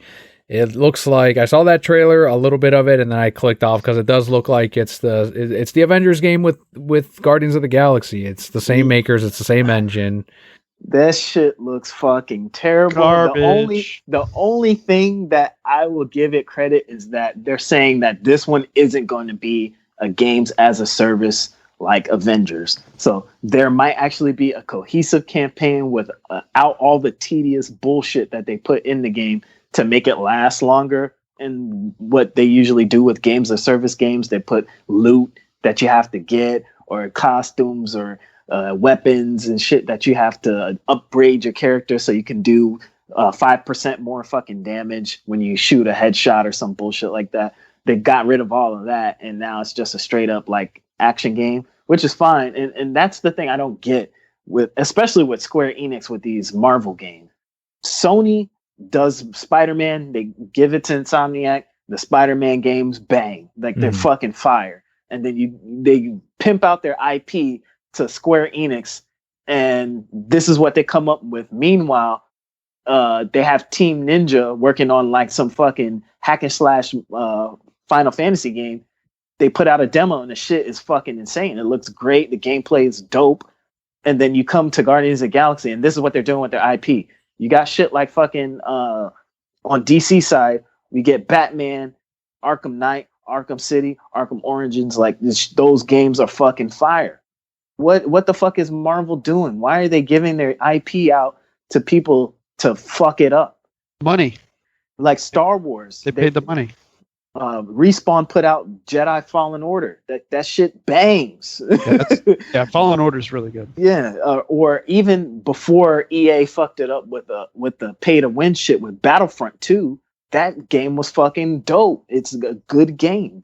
Disney does right by Star Wars, I guess, when they pass that out and sell off the IP to other people, and it comes out good. But with Marvel, like, what the fuck is this? The Avenger shit was terrible, sold horrible. No one plays it now. No one played it when it came out. And then you got Guardians of the Galaxy. At least they're using like the actual fucking like designs this time instead of like the home ec Captain America from fucking Avengers. I think the game looks terrible. I don't like the way it plays because it looks like you have to make choices that you only play as Star-Lord, by the way. You don't get to play as the other characters. So you only play as Star-Lord, and you have to, while your team is with you, you have to make decisions. So it's like a choose your own adventure while you're playing on the fly. So if you choose to do this versus that, it affects how the other team members react in battle or decisions in cutscenes and things like that.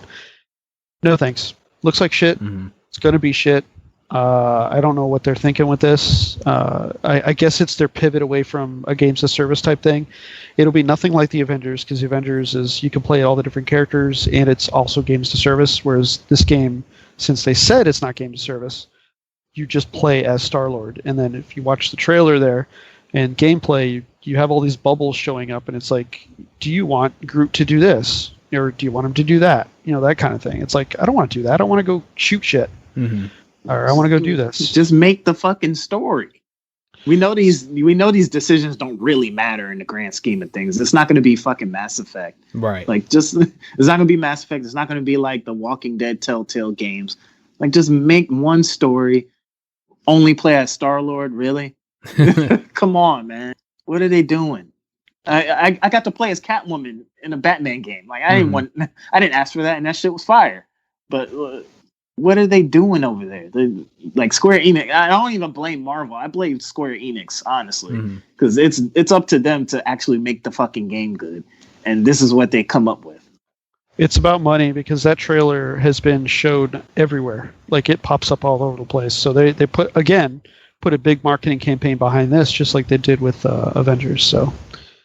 And Capcom apparently only did DLC as an announcement for a bunch of their games. I did kind of go through that video too, and it didn't look like we got much of anything from them either. Just like a bunch of developers. Should they even have shown up? is what a lot of people are asking. It was just money. They got paid to show up, or something, because they clearly shouldn't have been there. So it's like, yeah. They even came out before they went on stage and was like, "Yo, there's no new game announcements." Like, what is what are we doing? That was the first thing out of their mouths. Do like you do when there is no E3 and you announce DLC. You just announce the shit. You just show a trailer off and you say the DLC's coming soon, or here's the date, how much it's going to cost. Is it coming with the season pass? You don't need to go to E3 to tell me about fucking DLC. I would have loved to have seen like the YouTube algorithms of how many people dropped off as soon as they said that. It's incredible, man. Like Battlefield, they had 500,000 people in a Twitch chat watching a fucking countdown to show what's going to happen, like to watch a trailer for the new Battlefield. Like, people want to know about the new games. They don't want to know about the DLC for the game they already bought.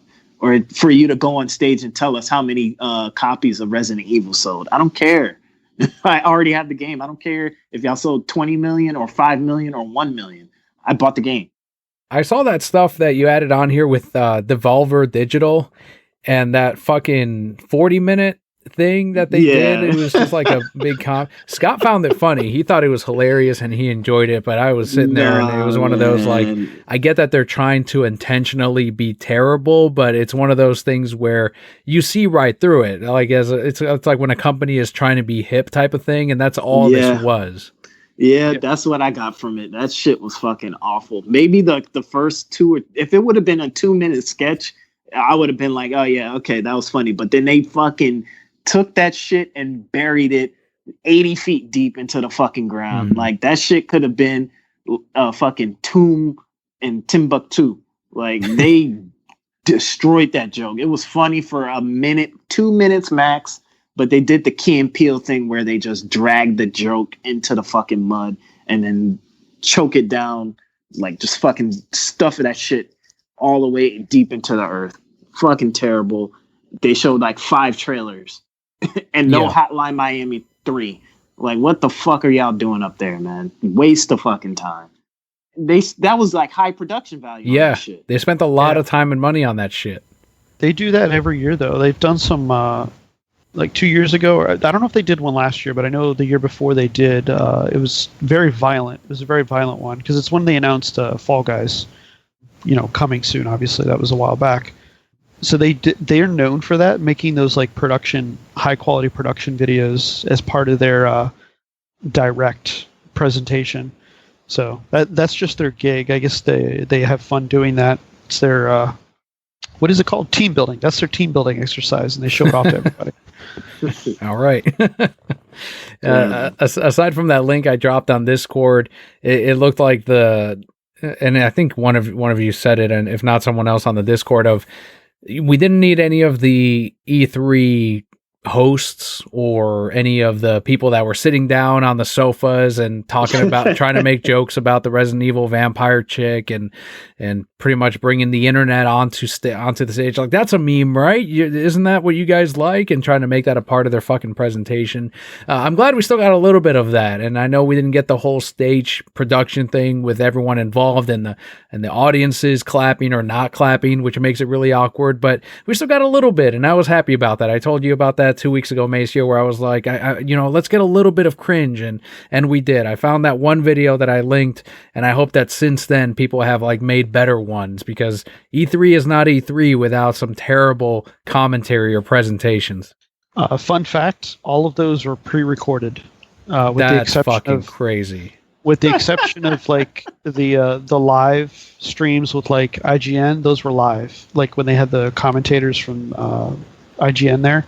Yeah. Those were live, but like the Xbox Extended and the Xbox presentation itself, both of those were pre-recorded. So like the one that they did on Tuesday with Paris Lilly, they recorded that 2 weeks ago. And I know that because it was on a podcast I listened to yesterday, and he had mentioned how many takes it took to do one section. He said he filmed it 2 weeks ago.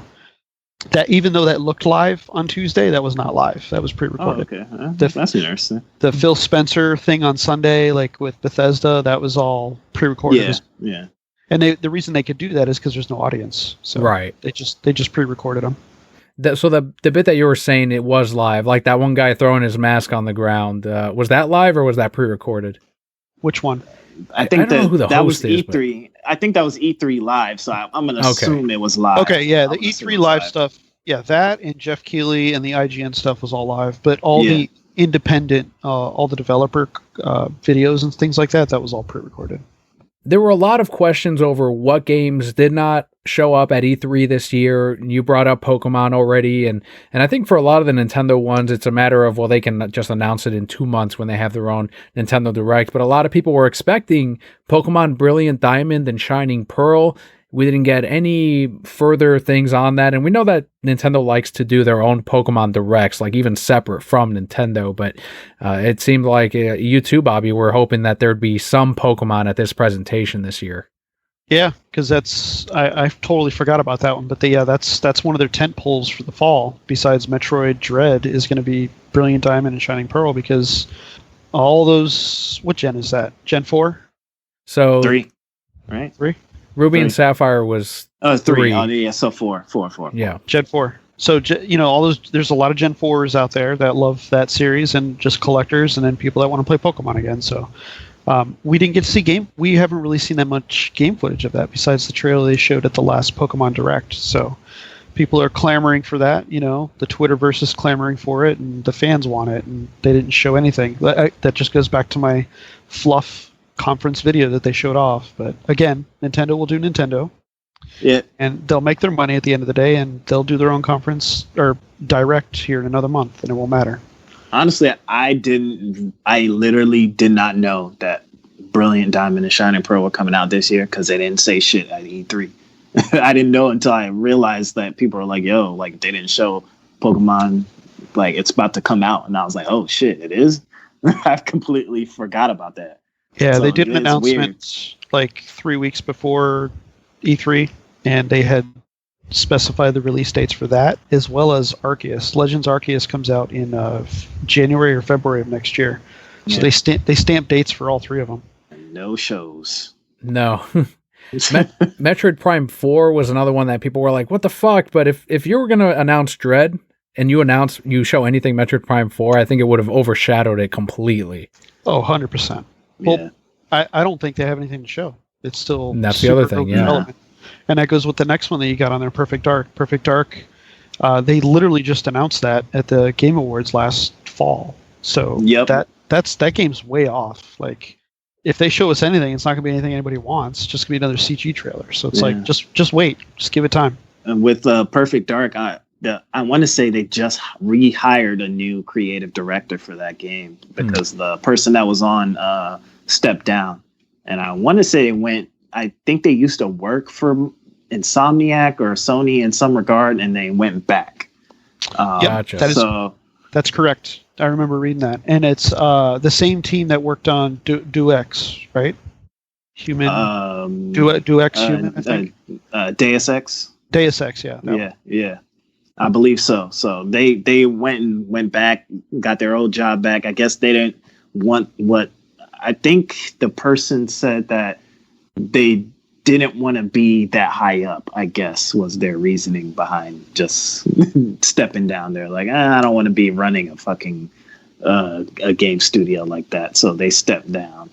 So that one, I was like, I wasn't really too surprised.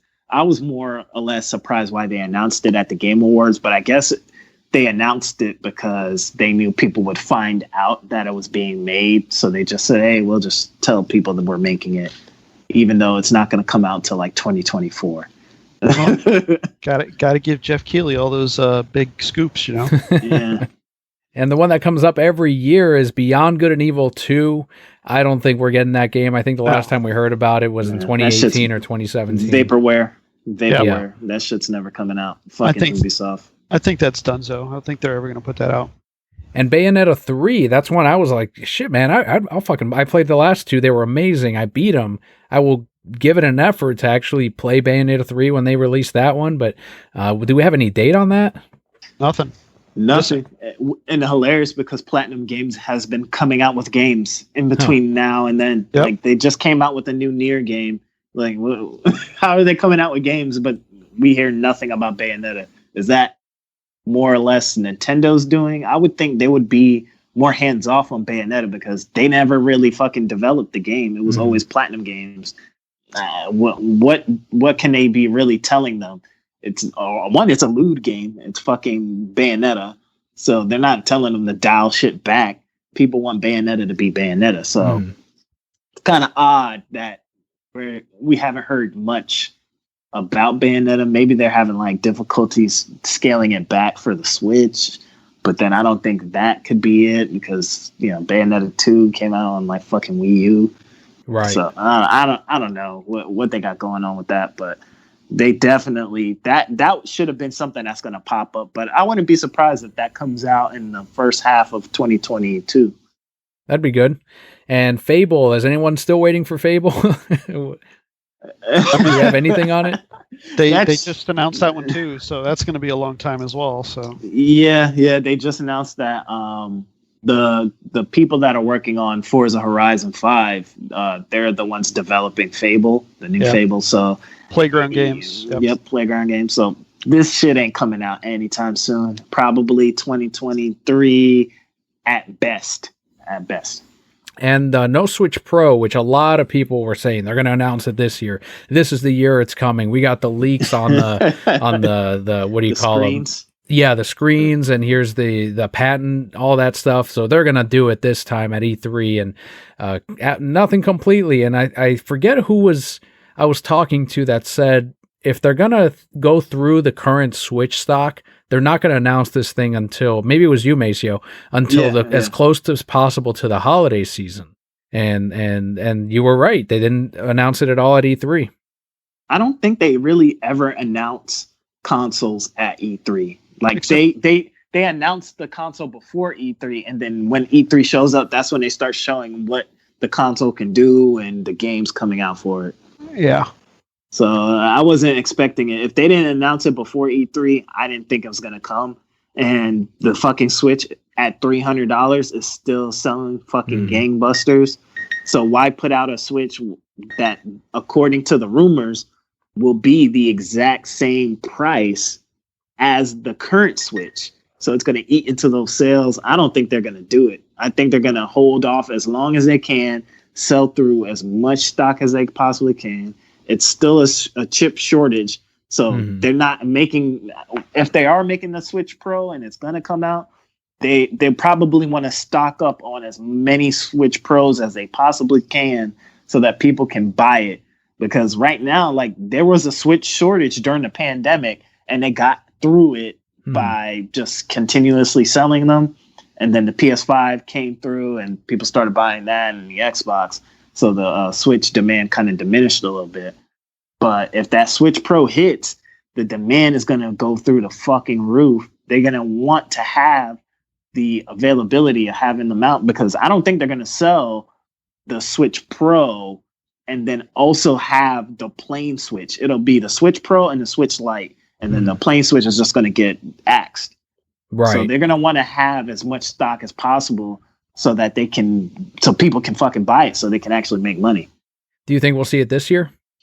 With the current chip shortage problem, like, you can't even buy a car right now. There's no way. It wouldn't make any sense. Let's put it that way.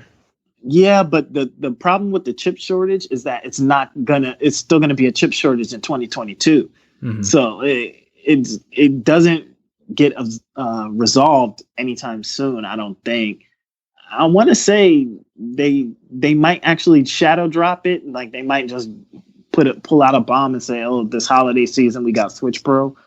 But I think it might go into 2022. They're 100% doing some form of a new console soon, because we got the patent, we got the LCDs.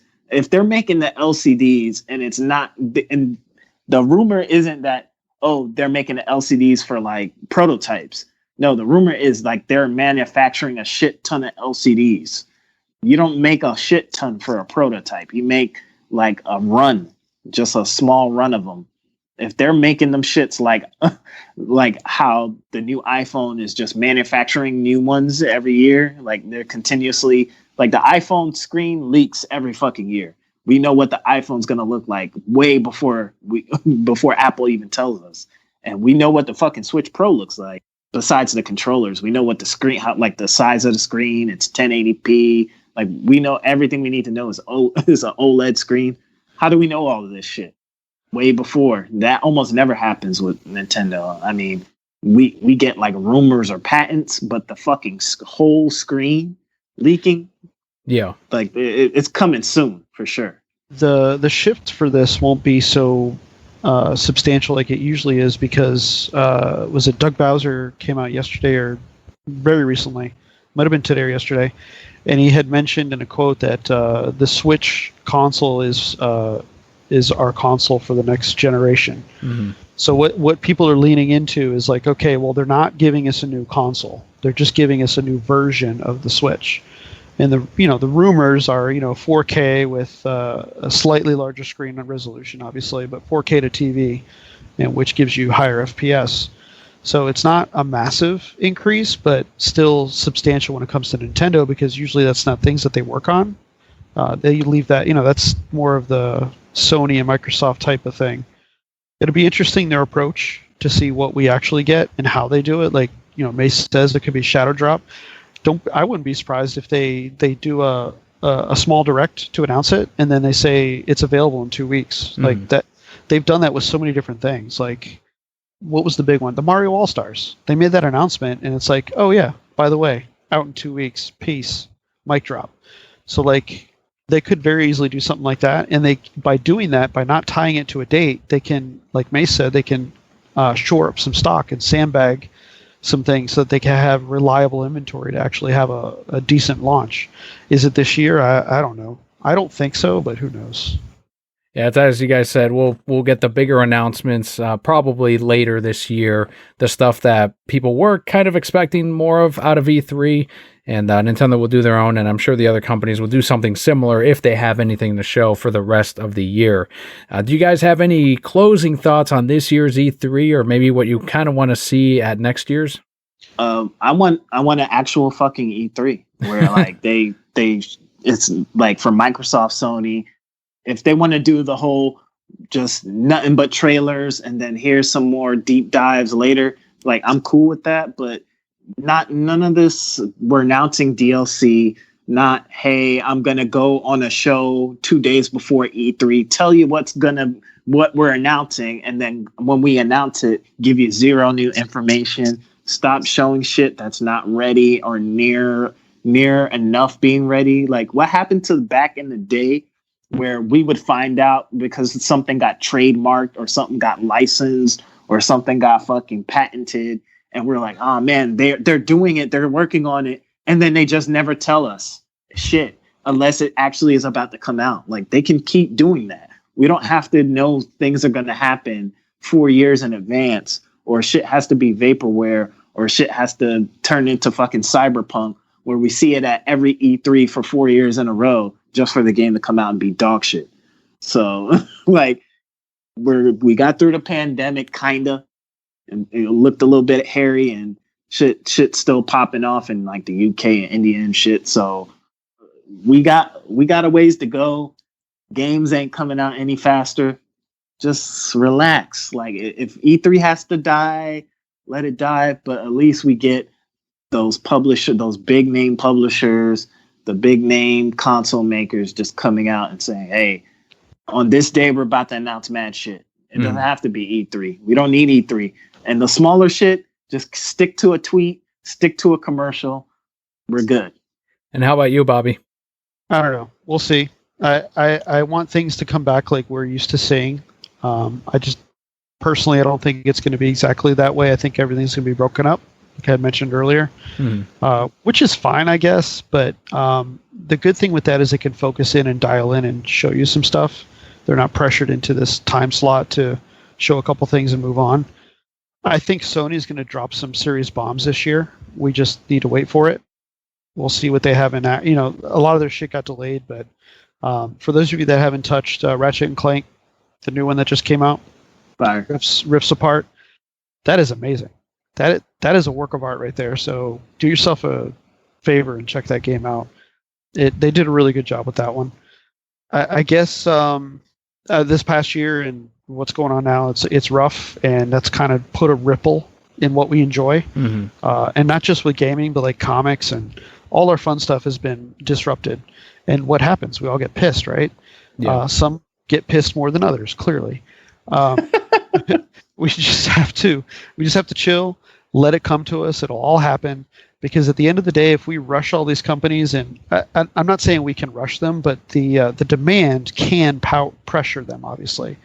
And if we apply enough pressure to these people, these companies, these workers, these developers, and they bend to it to try to get it out there quicker, what do we get? We get a piece of shit game. We get a game that doesn't work. We get all right. We get Cyberpunk. We want the Cyberpunk problem again. By the way, it's rumored it's supposed to go back on the Sony PlayStation Store next week or the week and it's after. Still broken. And it's still fucking broken. So we'll see what happens with that fiasco. Jesus Christ. It's amazing. I can't wait. I can't wait to hear all about that too. Oh, also, real quick, you had mentioned earlier about the DC stuff. They didn't take part in anything because they're saving all that for DC Fandom. They're going to show all that stuff off at DC Fandom. I think it's in September. Daniel? I think it's October, but yeah, it's going to be another weird one because they're going to have the games. They're probably going to announce or show off Injustice 3. So yeah, you're right. They have their own direct. Yeah, that's where that's because that question was asked. I forget who was asked that question, but they specifically answered with they're not taking part because they're applying it all towards fandom. And clearly, if they wait that long, they're gonna have more material to show us because Gotham Knights was supposed to be out 2 months ago? I think so. Yeah. No, it was supposed sometime to be out, this year, right? Yeah. So that this game quarter. It has been delayed indefinitely. So that lets you know a lot. You know, a lot of games have done that, but that one was supposed to launch and it hasn't. So, and we will definitely cover the DC Fandom event later on this year. It'll be an interesting one, just like this one was too with E3. It was an unconventional E3 and one that and if you enjoyed some of these announcements and you're hyped for Metroid Dread or all of that's awesome. That's exactly what E3 is for, to get you excited for some of these games, get you out there. Scott, I know, pre-ordered at least 6 titles yesterday when he went to GameStop, so he was very positive about E3 and a lot of these games. And if that's you, that's awesome. That's great. But on our end, I'm glad I got to.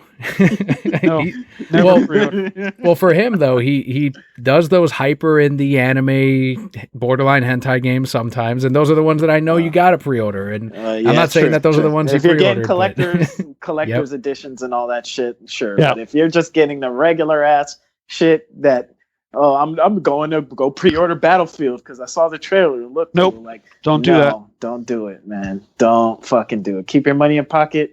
The game will be there. Yep. The game will fucking be there on day one. Or you can just subscribe to Game Pass. You never have to pre-order anything. Boop. Mm-hmm. Get it. But again, it's been an odd E3, but it was still very fun to cover it. And I'm glad that Bobby was able to join Macio and I this year to cover E3, even though I know we didn't necessarily dump on the whole event, but we all kind of collectively knew that it was not what it was normally, what we expected or what we felt in previous years. And for a number of reasons, if you're listening to this 5 years from now in 2025 or 2027, whatever, it's an odd E3, and I hope that things have gotten better since then. But otherwise, it's still been an absolute pleasure to do this with you guys, especially coming from someone who doesn't quite follow the companies or any of this as much as you two. So it's a huge benefit to the Brocat Core to have guys like you on to cover E3. So thank you so much. Of course. Yeah, man. For sure, man. Quick news drop real quick. For those of you that play Pokemon Sword and Shield, log in, go to Mystery Gift, and choose via internet connection. You'll get a free Squirtle and a free Bulbasaur. Both of them are perfect stat, amazing stat Pokemon, and they have the Gigantamax factor. So they are free. You just have to do that. As of right now, there's no end date, but you can do it twice if you own both copies. Just make sure you redeem both of them. And you can add those to your game and get free Gigantamax with perfect stat IVs for Squirtle and Bulbasaur. You just leave a Squirtle in there and just grab the Bulbasaur, Yeah. Can it just get the Bulbasaur? At least if it were a Charmander and the Bulbasaur, I'd be like, I don't even want to redeem this. I don't care if it comes with the Bulbasaur. That's cool. That's a good tip. While you're at it, Bobby, let them know where they can contact you. You can easily find me on Twitter at Q with the letter Q, BANSLIM. That's Cuban Slim. At me, ask me questions. If you want to flame me for my comments about E3 or whatever E3 was, sure, bring it. It's just my opinion. And like Daniel said, we're not trying to flame the whole thing as a whole, trying to piss you off. We're just giving you our point of view. We're gamers. We enjoy the stuff. Overall, it was fine. They gave us content, but it's just our opinions that we're throwing at it. You can also reach me on Discord, at me on Discord. We have fun in there too. If you're not a member of Discord, please join our Discord. It's fun. We hang out in there. We're trying to get a Sea of Thieves group together right now to try to rule the seas as pirates. Jared and I, aka Spoon Sandwich, have done that, and we're trying to increase our crew size. So it's a lot of fun. Hopefully Mace will join us. Yeah, you've been pushing that real hard. Definitely. If I can get the time. The game sucks if you play solo. It's not a game to play solo. Yeah. You have to play with other people, and when you do, it's actually fun. That game is fun. It's really cool. Yeah, it's a really fun game, and it looks dope. Like the graphics on it are really good. The water is amazing. I can't believe the way they made that water look. It's just real. It's crazy. My TV got wet. And apparently you did too, the way you go on about it. Julian's going to get jealous. That's true, yeah. And how about you, Macio? Where can Brokehead Core find you? Right now, you can find me on Discord because I'm having some technical difficulties with my Twitter. Oh, that's right, yeah. Yeah. So I'm on the Discord. Just slide up in the Brokehead Court, and you'll catch me on there at Mac the Murder. You can DM me on that shit if you feel that I trashed any games you like. We can talk about it. There you go. And there will be links on everywhere you can find Bobby and Macio in the description of today's episode as well. In case you're driving, you can come on back and swipe on over. Otherwise, if you head on over to thereasonsimbroke.com, you will find a link to our Discord, as well as everywhere else you can find the podcast's pages like Instagram, Twitter, and Vero. Facebook, we just made a page for that one, so we're on Facebook again after being banned twice from there and for uploading the podcast. And it gave me a copyright claim, and I was like, what the fuck? Wow. And it wouldn't let me back on there. But regardless, we have all those links up at thereasonsimbroke.com. For this week, if you can tell a friend about the podcast, if they enjoyed E3 or did not enjoy E3, or if they're gamers, tell them about the podcast. Word of mouth is huge for helping podcasts grow, so I would really appreciate that. Otherwise, thank you guys again for joining us for this week's E3 episode. I've been Daniel, and all will be well. Peace out, y'all. Peace.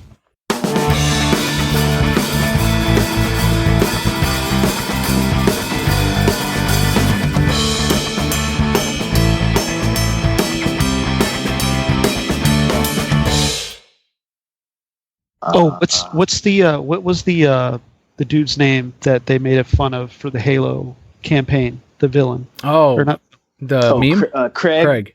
Yeah, where was Craig? Yeah, Craig was missing from E3. Yeah, I don't even think they showed any brutes like that at all. They got removed They just from the avoided game. that shit. Completely avoided that bullshit, and it was like, "Yo, yeah, man. We updated Craig, so he doesn't look all dumb and goofy anymore." I'm like, shit, show it then. Let's see. They're like, well, wait. Yeah, no. Holiday 2021. You'll see Craig in 4K. They tried to embrace it too, didn't they? They were like, "Yeah, he's Craig. That's his official name, and yeah, that's all you can do." At that point, but Microsoft's good at just taking it. Like, I mean, with the Xbox Series S, like how that got leaked before they announced it, and they just went on Twitter. I was like, "Whoa, like what's going on? What are you guys talking about over here?"